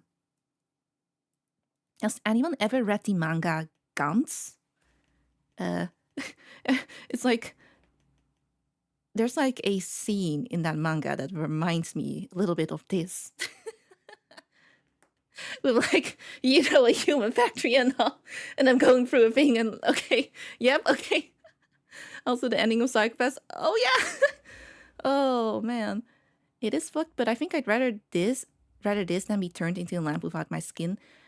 But they're still suffering here, aren't they? It's all suffering. But is this slightly less suffering than the Eldar shit? It seems more fucked up because nobody even cares about their suffering. Eldars at least did it on purpose. You think that's what it is? Still not the worst, by the way. What the fuck, man? What the fuck? Okay, the worst thing I've been told by chat is something called a Daemon Kulaba. Is that what it was? They told me to not look it up. I looked it up because I was like, you're not stopping me, chat. You ain't stopping me. You're telling me this is fucked up. Watch me. It was kind of fucked up. I'm not gonna lie. But from the way chat was describing it, I was expecting it to be way worse. It was fucked up. It was fucked up. But I was expecting something 10 times worse. Maybe I'm desensitized, but just a little bit. How much do you regret that? Not really. It's just some crazy lore. What do you mean? I don't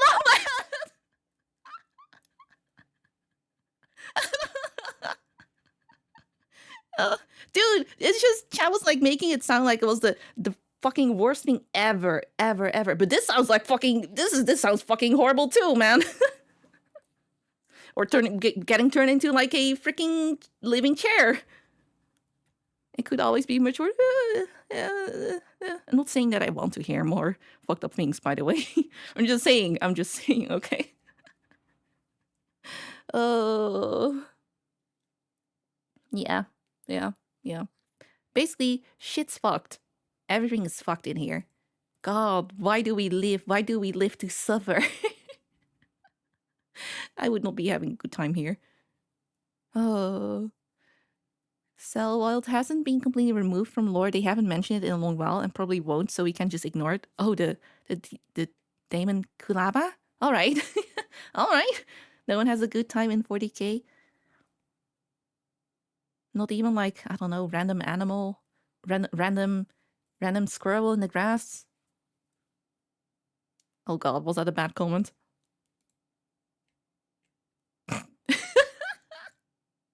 All right, Griver. Without the proper written knowledge is to go against the divine word of the machine god itself. All knowledge is already in the universe. You simply need to rediscovering it and attempting to invent something to improve upon the orcs are having a great time. I can't wait to see more orcs. Very heretical. Prior to the Age of Strife, humanity was able to populate the stars with devices known as standard template constructs, or STCs. These devices were, as far as we know, supercomputers with the ability to pull up and detail how to create literally anything a not gonna lie, it sounded like STDs, but that's not what they are, right? With the entirety of human technological know-how so that you could make a home away from home. The Mechanicum will not make anything without an STC.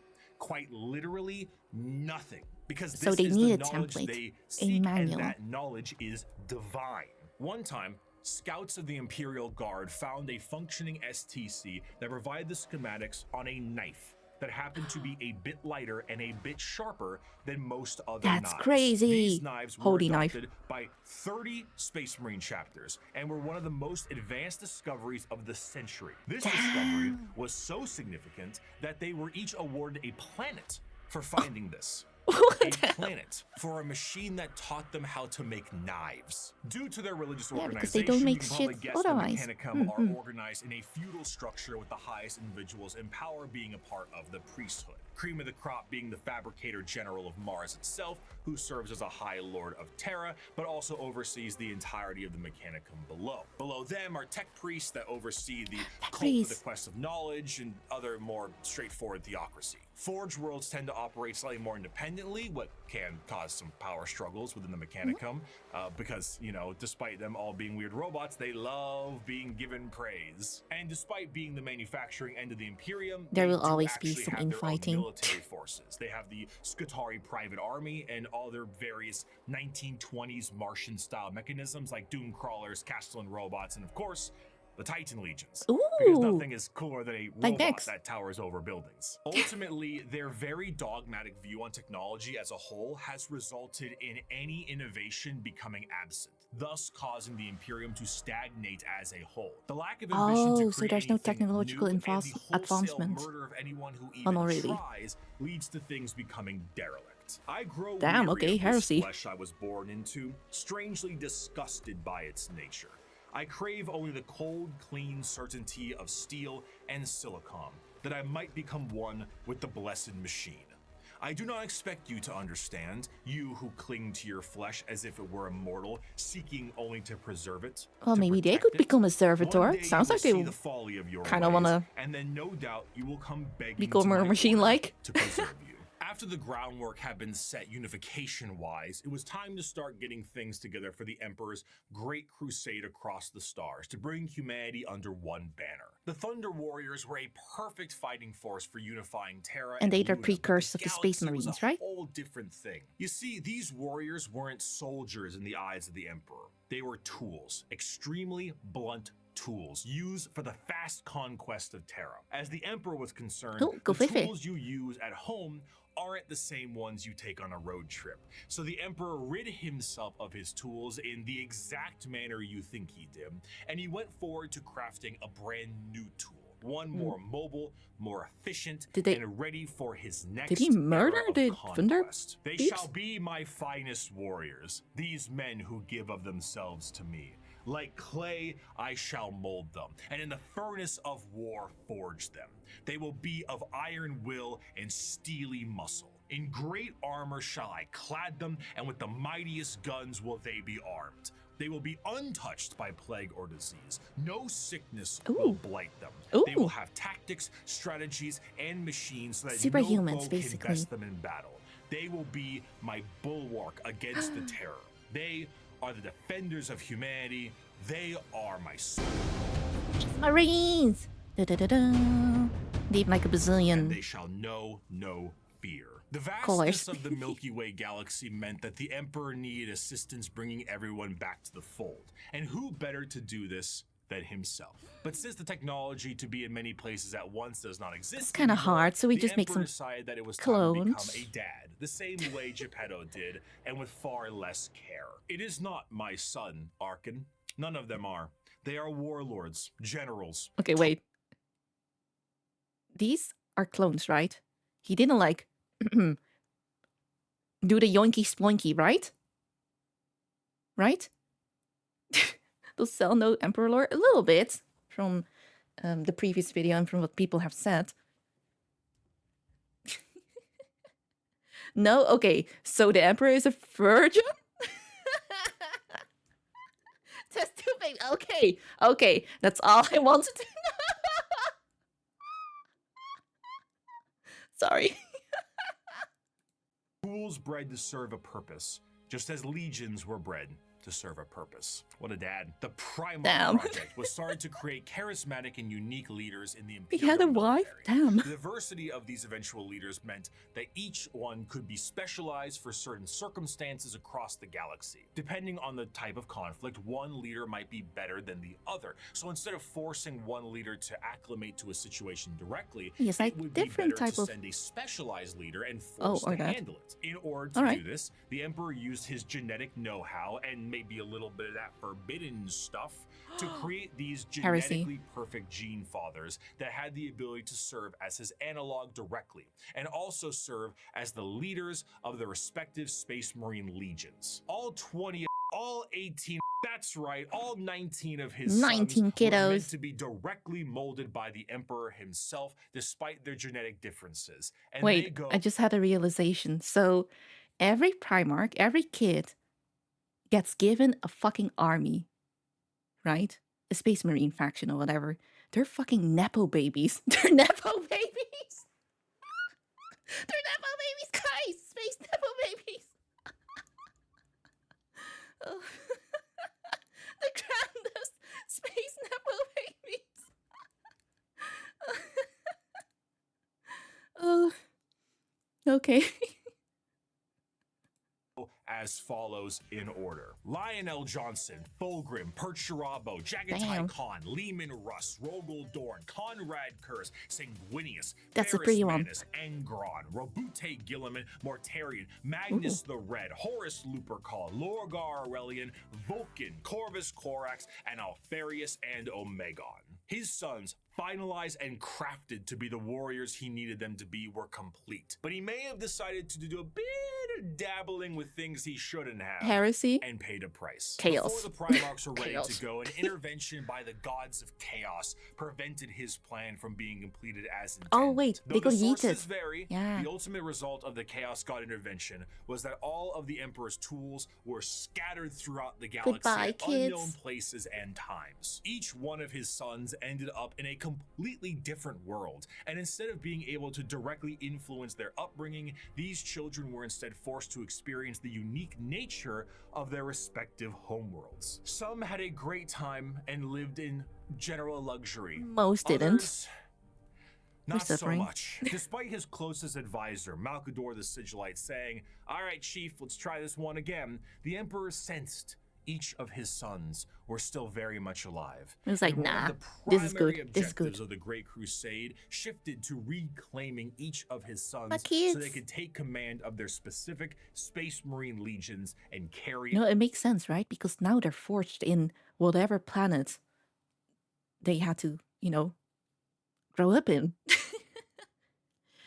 And that's a good thing. Probably, maybe. Except for maybe that one Horus.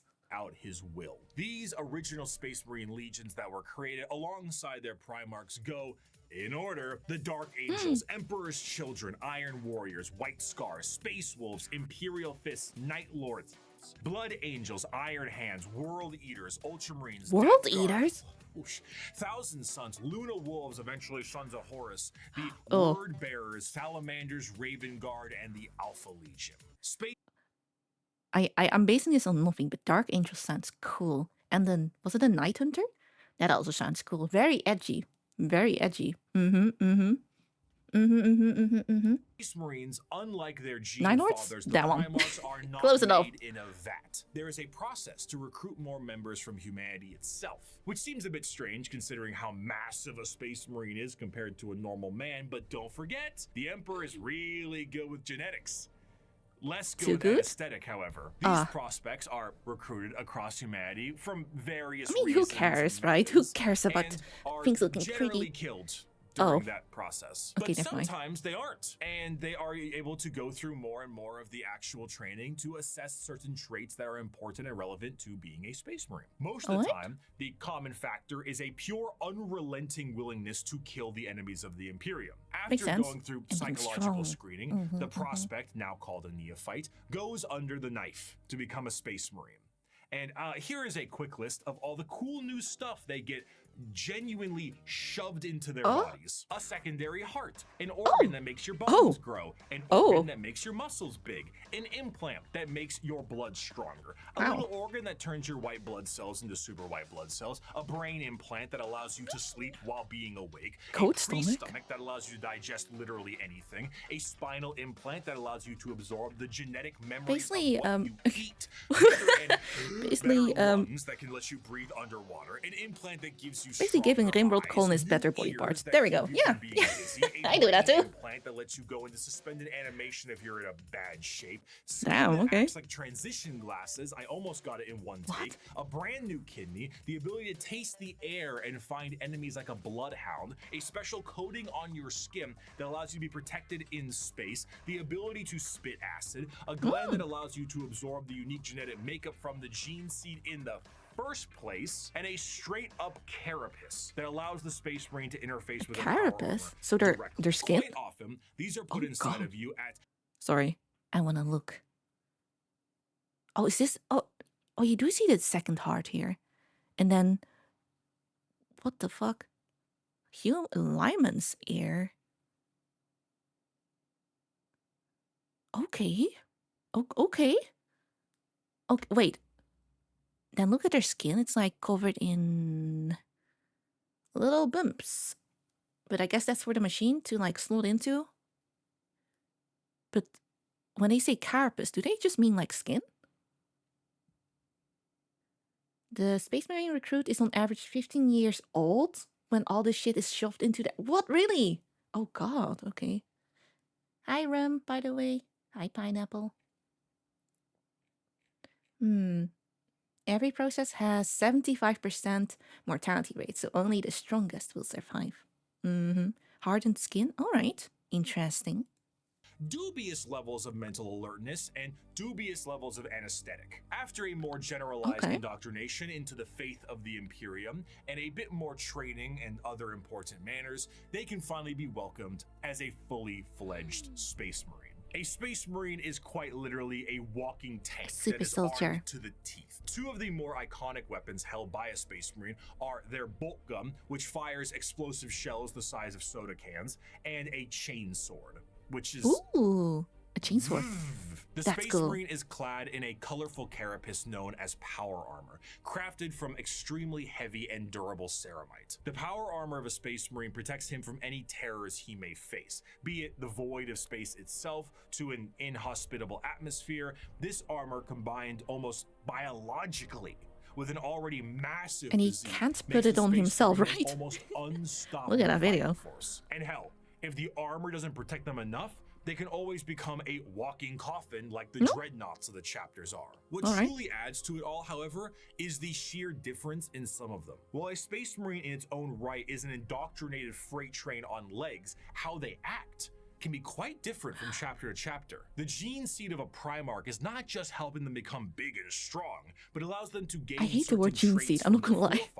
Everything from how they think to even slightly adjusting their physical appearance once it's been implanted. The gene seed can be the personality of an entire Space Marine. Take the Salamanders, for example. Salamanders have a predisposition to fire as a whole, and tend to be extremely large due to the size of their Primarch, Vulcan, and his enormous stature. Whereas someone like Sanguinius, Primarch of the Blood Angels, share more vampiric features and more angel-like qualities. A gene seed is not just aspects of the Primarchs, but they are also flaws too. Magnus the Red and his 1,000 Sons underwent something known as the Flesh Change, a horrifying mutation that, while it made them strong psychers, would affect their bodies so terribly that they would mutate away from humanity. Where other factions that's heresy for their culture from our real world, like the feudal Japanese of the Eldar, he looks like a Egyptian Titan. Necrons, each Space Marine chapter themselves carry an inspiration. The White Scars are motorcycle riding Mongolian fighters. These Space Wolves are Norse Vikings. The Dark Angels are Knights of the Round Table, and so on. This moves into their fighting style, and truthfully, there is no end to the characters and options when it comes to the Space Marines. Space Marines are the main symbol you see, and while many of them can be poster child of the warriors who only care about conflict, the franchise,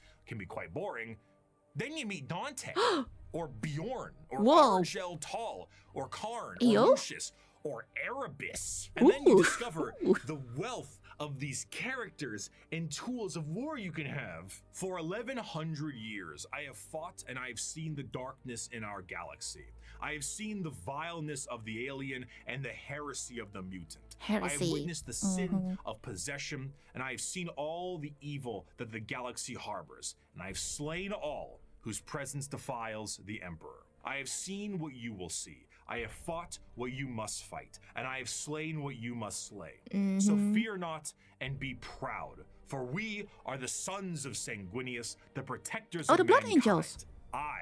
We are indeed the Angels of Death. Despite being the poster children for Warhammer 40k as a whole, the presence of a Space Marine is a rare sight for the countless trillions of humans across the galaxy. Seeing one of these monstrosities, I thought they were more widespread, make him to an angel sent by the Emperor himself. These Angels of Death are the essential fighting force to bring humanity back under the unified banner of the Imperium. Yet ultimately, the Space Marines are individuals torn from their families and conscripted to genetic modification and lifelong service for the dying Imperium. And though they are held in an almost holy light, most believe they are above and beyond the people they are designed to serve. Once designed as the protectors of humanity, they seldom view humanity as something worth saving. To the extent that it is a tiny, minute rarity, though not unheard of, for a Space Marine to put a normal citizen above them in any way. For most Space Marines and even their Primarchs, they are only here to do a job. They are there to kill the enemies of humanity,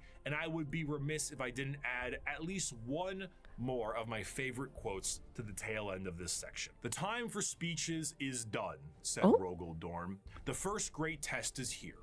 My order to you all is simple, yet heed it well, and exert yourselves to see it done. They are coming, kill them all.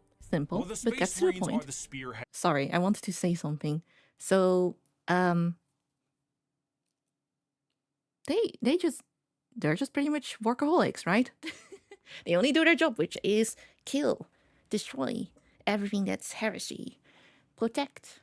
But and then Bricky also said that they don't really value normal human beings as like above them or whatever. So they don't go out of their way to save them. Most of the time, right? So if a human is being torn apart by whatever heretical thingamajig in front of them, they would stop the heretical English hard heretical. Yes, that word. But not necessarily like save the dude. Get him some help or whatever. Mostly salamanders care about humans, others don't really care. Speaking very hard. Is that you, Mickey Maki Moki? It is you, Mickey Maki Moki. Hi, Mickey. They get decades of brainwashing to be ultimate warrior monk. Do they even think for themselves anymore at that point? Like, do they, or are they only like heresy? Because it kind of sounds like they're just little tools, little soldiers. They don't think for themselves. They just do what they're told. I guess that's kind of what it is, huh? If the evil dude holds a human dude, Space Marine shoots a nuke at them and second one just to be sure. Okay, just to be sure that the evil dude doesn't get up anymore. We just nuke the whole thing. All right, yeah, makes sense to me. They just like chat for real. Oh no, chat ain't like them. Okay. Interesting. Head of the Imperium's Great Crusade and also a major player in its warfare, there is a significant amount of importance that must be taken on their transport. What sci-fi universe would be complete without its navy? When you think of the navy or ships on the open sea, you think of something that is sleek, something mobile, and something pretty big. For perspective, the longest self-propelled ship in history was the TTCY's Giant, an oil tanker that was about 458 meters long or over about. But these space ones are going to be even bigger. This right here is child's play in the world of 40k ships. A ship that is considered to be an escort vessel in the Imperium is about 3 times the size of a CY's Giant, and the size of the ships only go up from there. Your most common ships are the cruisers. The light cruiser tends to average at about 2 kilometers long, or just over a mile in length, where the Dictator class cruisers can be over 3 kilometers or 2 miles. Oh my god, that's like a whole ass city. The largest ships are your battleships, and they are tremendous. We're talking 5-mile long, half a mile high monstrosities that look like gigantic Gothic cathedrals and filled to I love that. with weaponry. And not only are they filled with weapons, but they are also flying space church. Crewmen. Battleships tend to, on average, carry a crew between several thousand to several million, and they need every single one of those members because we don't have advanced technology for other things to pilot themselves or control themselves in a meaningful way, because there's no AI. So we need numbers manually. Even the reloading of those giant batteries is a form of manual labor. And that's why we need so many people. Speaking, gliding through the stars is a very slow way to do things. And let's be honest, forever. There can't be a science fiction setting without some form of hyperspace travel. This form of travel in 40k is less like going to Plaid in Spaceballs and more like going into Davy Jones' zipper dimension in SpongeBob. Oh, now what? I suppose you're gonna show me. Oh, gee, that's very good. What is this? Some kind of magic act? That's a scene that I haven't seen in years. I forgot it happened. This is because it utilizes the immaterial warp to do so. Warp travel is handled by a navigator, which is an abhuman It's a mutated human, don't worry about it. And they have a gene that gives them a third eye and the ability to Oh. help steer the ship through the warp, which, as we know, Sounds is like hell heresy. itself and unreality. Now, this might sound exceptionally dangerous, and that's because it is. Yeah, Now, the ship does have protection in the form of a Geller field, though. Originally, I assumed the Geller field is what you think it is, a large force field stopping all manner of horrible things, like demons from the warp tearing apart your ship. How wrong I was, though. So space travel through the warp basically involves riding on the Sea of Souls. Hell is real and you can surf on it. So you allow the current to carry So the humans you are and the surfing. navigator to direct. But how can a current of souls and unreality carry you when it doesn't obey the laws of physics, time, or, again, reality? What a Heresy. Geller field is not a force field. Oh. But a comatose imperial psyker dreaming of reality. It is not a bubble. It is a force That sounds like heresy to me. being projected by mutant sleeping beauty to counteract the unreality of the warp that you can then surf on. Well, This, of course, is not a foolproof method of travel, and Geller fields can and do collapse fairly regularly. Being subjected to the warp itself without this Geller field is a terrifying prospect. In the best case scenario, your ship will be torn to shreds. But there are countless instances of ships being thrown out of the warp randomly throughout time itself. You leave. Okay, sorry, So basically, heresy is a bad thing, unless that heresy is helping us actively. Then it's not heresy. You know? That is not heresy, guys! Yeah! Yeah! Oh, alright.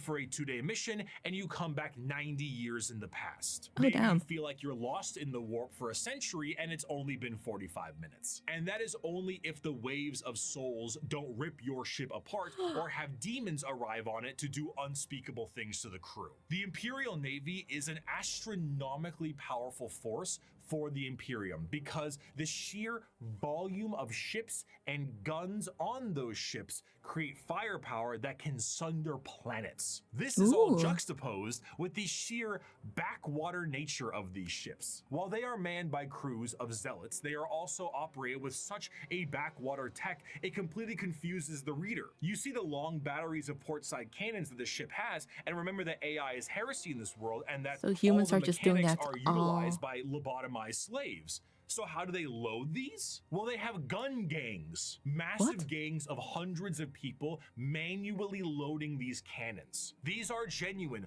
gun loader gangs that get into gang wars and squabbles. On the ship's bridge, you may find the Inside captain the himself ship? hardwired directly into the ship's chair permanently to control it the best they can. Giant screens of hololith data fill the room, and sensors across the ship are just as likely to tell you information as a serf running up to you with a scroll of parchment is. You reach to a microphone to shout orders down a hallway as paper readouts tell you information of the enemy, and holy sigils and candlelit incense burners gleam your next move. While the Imperial Navy, not okay. a specific faction of the Imperium.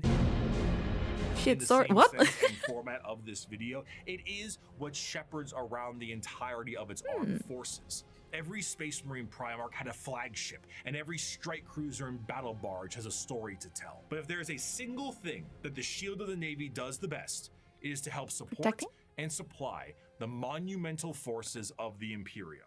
The hammer of the Emperor himself, the uncountable men and women of The Imperial Guard. I don't care if these things have adapted to resist our las guns. If we can't kill them with our rifles, then we'll kill them with heavy bolters. And if we can't kill them with heavy weapons, we'll use grenades. And if grenades don't work, then we'll fight them with our swords and our knives and our bare hands. And their we'll fists, drown yeah. them in our blood. That's what it means to be a soldier of the Imperial Guard. And we just keep Now throwing more follow soldiers me. at it. Charge! There is no If the guns don't work, we just need more of people. the might of the Imperium itself than the Astra Militarum, or as it is commonly known, the Imperial Guard. Though the Space Marines take the glory and stand as the visual representation of the Imperium. Wait, they're the their normal numbers humans, are- right? They're the cannon fodder. That's what they're talking about, right? The normal as humans in the army. Oh god. Oh god, super normal babies. Oh, wait, what? Oh god. Dramatically thin and specialized in comparison. To reclaim 1,000,000 worlds, you need a countless number of troops willing to fight and die for your cause. The Imperial Guard represents the Imperial truth made manifest. Oh my god, they're normal people. The worlds of the Imperium pay a tithe in the form of soldiers to fight the good fight of the Emperor, and this number is impossible to pin down. Even saying billions would be a dramatic understatement. The sheer volume of soldiers serves as the fundamental backbone of the Imperium. 99.9% of battles. Wait, what are these? Are these like servitors just being chilling here? Or tech priests? Mechanic this dude? Alright. Yeah, okay. Heresy. Looks like heresy to me. Well, look at these in the background. They're the Gundams, the mechs. A tech priest. Okay, okay. What do tech priests do then on the on the battlefield? Like repair shit, make shit, control stuff. Do they control the robotos? If it can kill an alien, it's cool. Repair shit. Okay, okay, okay. That makes sense. Okay, okay. They're just literal mechanics then. Engineers. Mm-hmm. Fought by the Imperium are fought by the sundering might of the Imperial Guard. With the knowledge that the Space Marines are essentially sentient tanks, what do the members of the Imperial Guard have? If they're the might of the Emperor himself, are they not suited up in a similar way? Nope. No. Not really. No fancy suits, they got no numbers. Biological enhancements, and basically no expectation to live. Once a regiment of guard are activated, they are sent directly into battle with almost no expectations that they will survive. This is because, despite their training, their incredibly powerful armor, and extremely strong weapons that would crush any army of the modern day, they are so hopelessly outmatched to the things they will face. What are your purpose to die for the Space Marines? However, where they lack in advancement, they make up for in sheer numbers, and their overwhelming force can be the difference maker in any deployment they face. Quantity is a quality all its own. If they do happen to survive, they will be sent to the next. What the fuck is this? Wait, look at this flag. It's like a flying baby. It's like one of those flying babies. What is this? What the fuck? It's like a little turkey with a human head on it. Oh my god. They still defeat enemies by themselves? Ooh. I thought it was a bag of potato chips. It looks so silly. Is that not the prettiest one you like? That's not Sanguinius. He was way prettier than this, okay? Do not compare Sanguinius to that potato over here, alright? That's a potato. Battle and so on. Seldom do members of the Astra Militarum get old or retire, and those that do are truly to be feared. There's an old saying that the average lifespan of a guardsman is about 15 hours from deployment, and considering the sheer number of guardsmen out there in any given battle, that number is probably accurate. When several million of your pool of guardsmen die within the first few hours of combat because the orcs threw a moon at you, it can really screw the numbers. The soldiers of the guard are conscripted and trained on an incredible number of worlds in the Imperium, and these worlds can impact their training and their combat style directly. The most famous visually are the Cadian shock troops. But other notable guard factions include the gas mask clad Death Corps, the Rambo level of Catachan jungle fighters, and the iron willed Mordian. Oh, he's crying. This also helps them specialize against individual types of enemies. The Indigan Prefects are a special guard regiment that came from a planet whose planetary governor, the leader of the planet, thought it was fun to collect exotic animals, which then crossbreed and then became the giant freight train-sized monsters destroying the planet. So the Indigan Prefects are specialized for big monsters.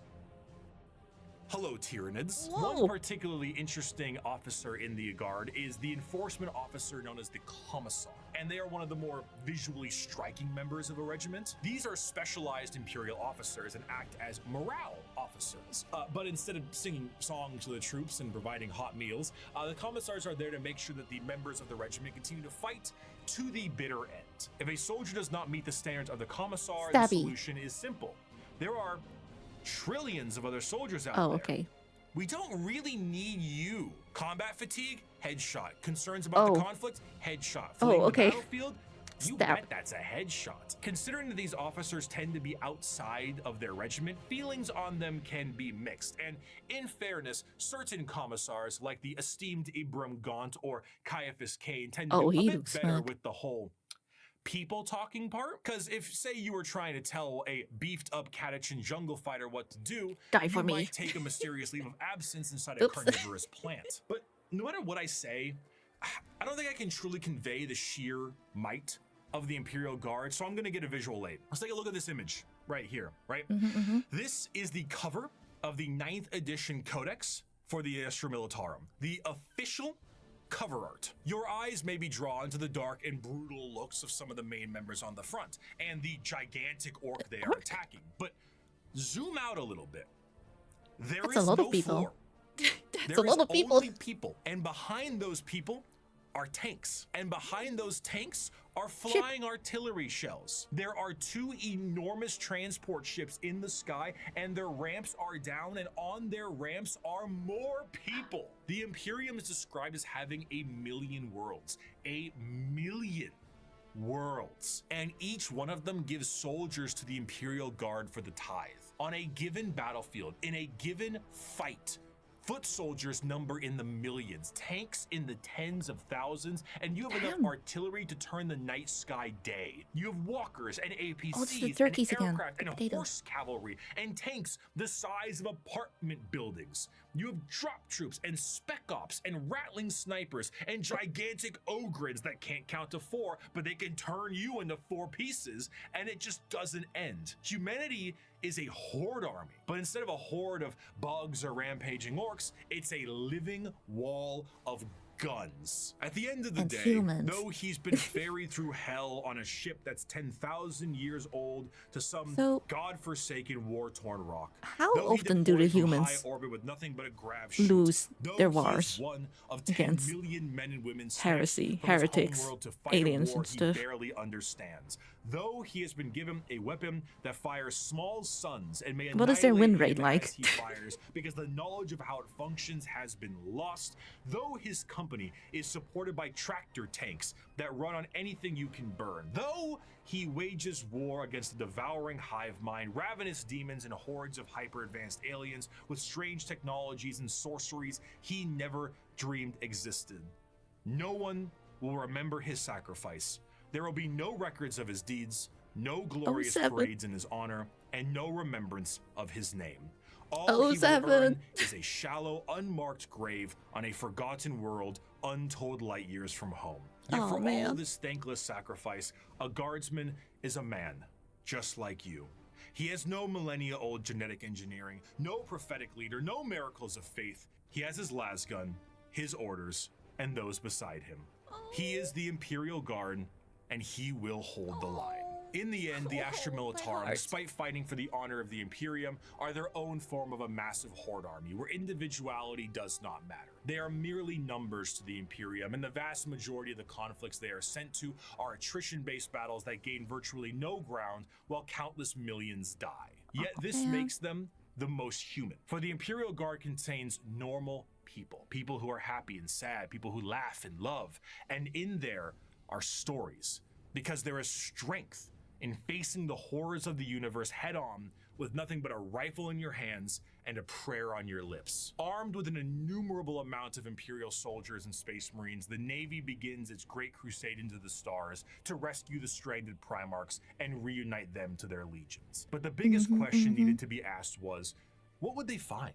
The age of strife lasted for thousands of years. If a civilization was still alive out there in the galaxy, what would they be like? The technological advancements of humanity prior to and during the Dark Age technology was unfathomable. It allowed them to spread through the galaxy with ease and allowed them to settle once inhospitable planets. These branches of humanity were provided with the vast knowledge of human creations and were given gigantic machines to make arduous labor and ease. The spreading of these massive colony ships was known as the Long March, and these ships would be retrofitted into settlements upon arrival to their new homes. Accompanying them were the gigantic pieces of farm equipment that served multiple purposes and the specialized pilots that could maintain them. They were not only able to tend the fields and do labor, but when interstellar that's how humans communication was spread cut off, out they also all did over a the great job galaxy. of protecting the colonists against both threats, Right? demonic and alien. Because of the significance of these machines, those that could pilot them were powerful enough to be considered leaders, and the upkeep and preservation of the machines and the lineage of those who could pilot them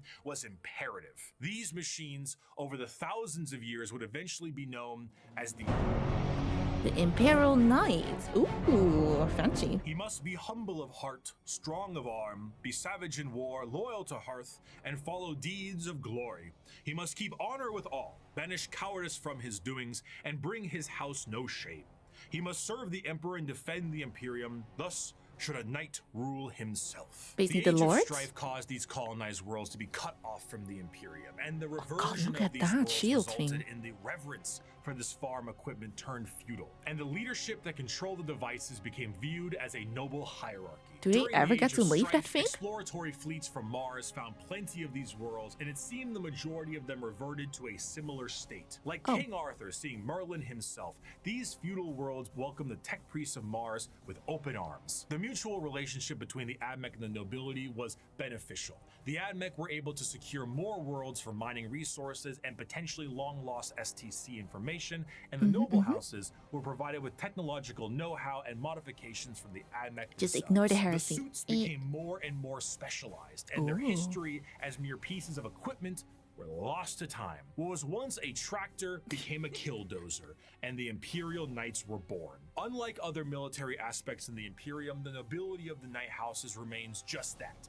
a nobility-focused feudal hierarchy that swears fealty to either the Mechanicum or the to Emperor. Terra. Like the Knights in our history, once they swear fealty, they can be called to aid their respective allegiance in the heat of battle. The ones that swear fealty to Terra are led by the High Monarch, while the ones with the Mechanicum are led by the Princeps. The ones with Terra might be sent directly to the front line of war, while the ones with the Mechanicum tend to be sent to protect the Forge world. And the heraldry of these houses is what you'd expect from a generic history of knights. Houses pledging allegiances here and there, your run-of-the-mill War of the Roses You know, aesthetic. little Except instead of medieval ponies, stuff, you have know. gigantic death machines. These knights can't seem to be piloted by any old person, however. A member of the nobility of any given knight house must go through the ritual of becoming. This ritual involves them sitting on the device used to control the knight, known as the Throne Mechanicum, for a full night. What's wrong with that? I mean, sitting in a chair for a full evening sounds pretty great right about now. So, a pilot cannot drive a knight. They can, but it moves about as effective as Ripley from Aliens 2, big, you know, lifter thing. It is, in a sense, a beast that must be controlled. And a pilot Does he become must one with merge the with it. thing? The Oh my mind god, he of the does become noble is one! connected to the machine and must fight with the mental signatures and personalities of the prior pilots as well. Oh, Everything a that knight as well? experiences in battle is felt by the pilot themselves, be it the general movement in the battlefield or damage. Wait, that sounds like Evangelion a little bit. Or is it just me? just a little bit. You know that part where they like can feel when they get stabbed? Oh, ooh, ooh. Confused with the robot Shinji. Get in the Imperial Knight thing with Shinji. No. It's almost like Eva, but you don't leave. Oh shit, man. sustained by the machine itself. If a knight's leg is blown off in battle, the pilot could experience a broken bone in the same spot. The merging to the machine forever changes the mentality of the noble that experiences it. This connection reinforces a strong degree of nobility and honor in the pilot, and a desire to fight for the glory of their house until the bitter end, as their ancestors' minds are linked directly to the knight. The size of these knights can vary, but generally speaking, they stand in the ballpark of 30 to 50 feet tall and are protected by a thick adamantium armor. Beyond that, they have their own unique ion shield generators that give them added protection, and when it comes to their looks, the most common pattern across the Imperium is the Questoris pattern, and is honestly the one you're probably thinking about right now. But there are also the blue one is what I'm thinking of, and bigger ones known as the Dominus. As for a loadout, these guys are essentially I can only think of like Space Marines that are battle cannons, Gatling cannons, heavy flamers, thermal cannons, up close and personal. How about a gigantic chainsword or a straight up gauntlet? And for that empty spot up top, screw it. More autocannons, maybe add some missiles. Whatever you can do to make it as over the top as possible, you gotta do it. A squire serves a knight serves a lord serves a baron, and a baron serves a monarch. So who does the monarch serve? The emperor. He serves every subject, from the rudest serf to the members of the court. Chivalric fealty, when ideally practiced, is not a pyramid, but a circle. Ironically, on the surface, night worlds themselves are one of the least grim, dark settings in the galaxy. Reverting to an ancient time with knights and peasants is almost an escapism from the techno-hell of the modern Imperium. But this, of course, doesn't make it great for everyone. It sounds fun on paper to play a game of knights, but it's not so fun when you're the peasant of that world. For the knights themselves, the knights give their entire people are always fucked. Mechanicum, and their reality is not their own, as they have to hear the voices of thousands of generations of their ancestors controlling their actions and their lives for as long as they live. It's a strange dichotomy. When it comes to Warhammer, most to all jobs tend to be terrible. However, if there was one that could be considered enjoyable, it would be the pilot of a knight, or a princeps of their larger cousins. While it does contain an egregious amount of hardship to be a knight pilot, you do enjoy a wealth of privilege. A knight pilot is often an asshole who can back it up. The rich noble that, despite his braggadocious behavior, is still very much him, and he will continue to be him. But knights are not the only thing that the Imperium found lost in the stars during their Great Crusade. Due to the circumstances of the Age of Strife, humans were changing and adapting to their new homes they were now isolated on. Some of these humans evolved over thousands of years to adapt to these areas, and they were known as abhumans. Many abhumans found their way into the Imperial Guard or other lesser positions in the Imperium if they were not wiped out immediately for being too different from I was about to say, like, that sounds like heresy to me, okay? Appearance vary from planet to planet, and one particular group of abhumans have made quite a name for themselves in the center of the galaxy. Wait, what does it say?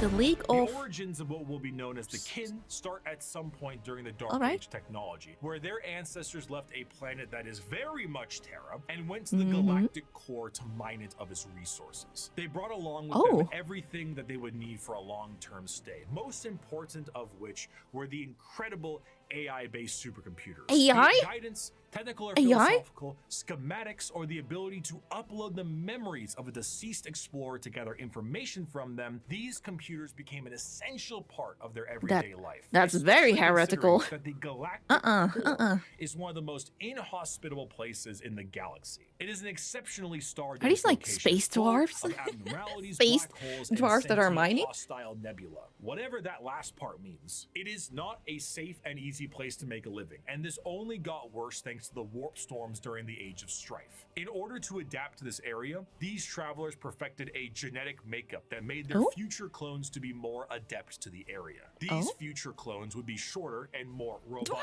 than their ancestors. They are space dwarfs. Procreate would be unnecessary because why risk messing up a good employee? Why Yonky Spunky?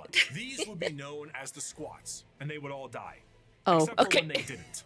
And now they are known by a different name. Most void-faring races have at least one cautionary tale of foolish explorers vanishing amidst its blazing stellar nurseries and strange anomalies.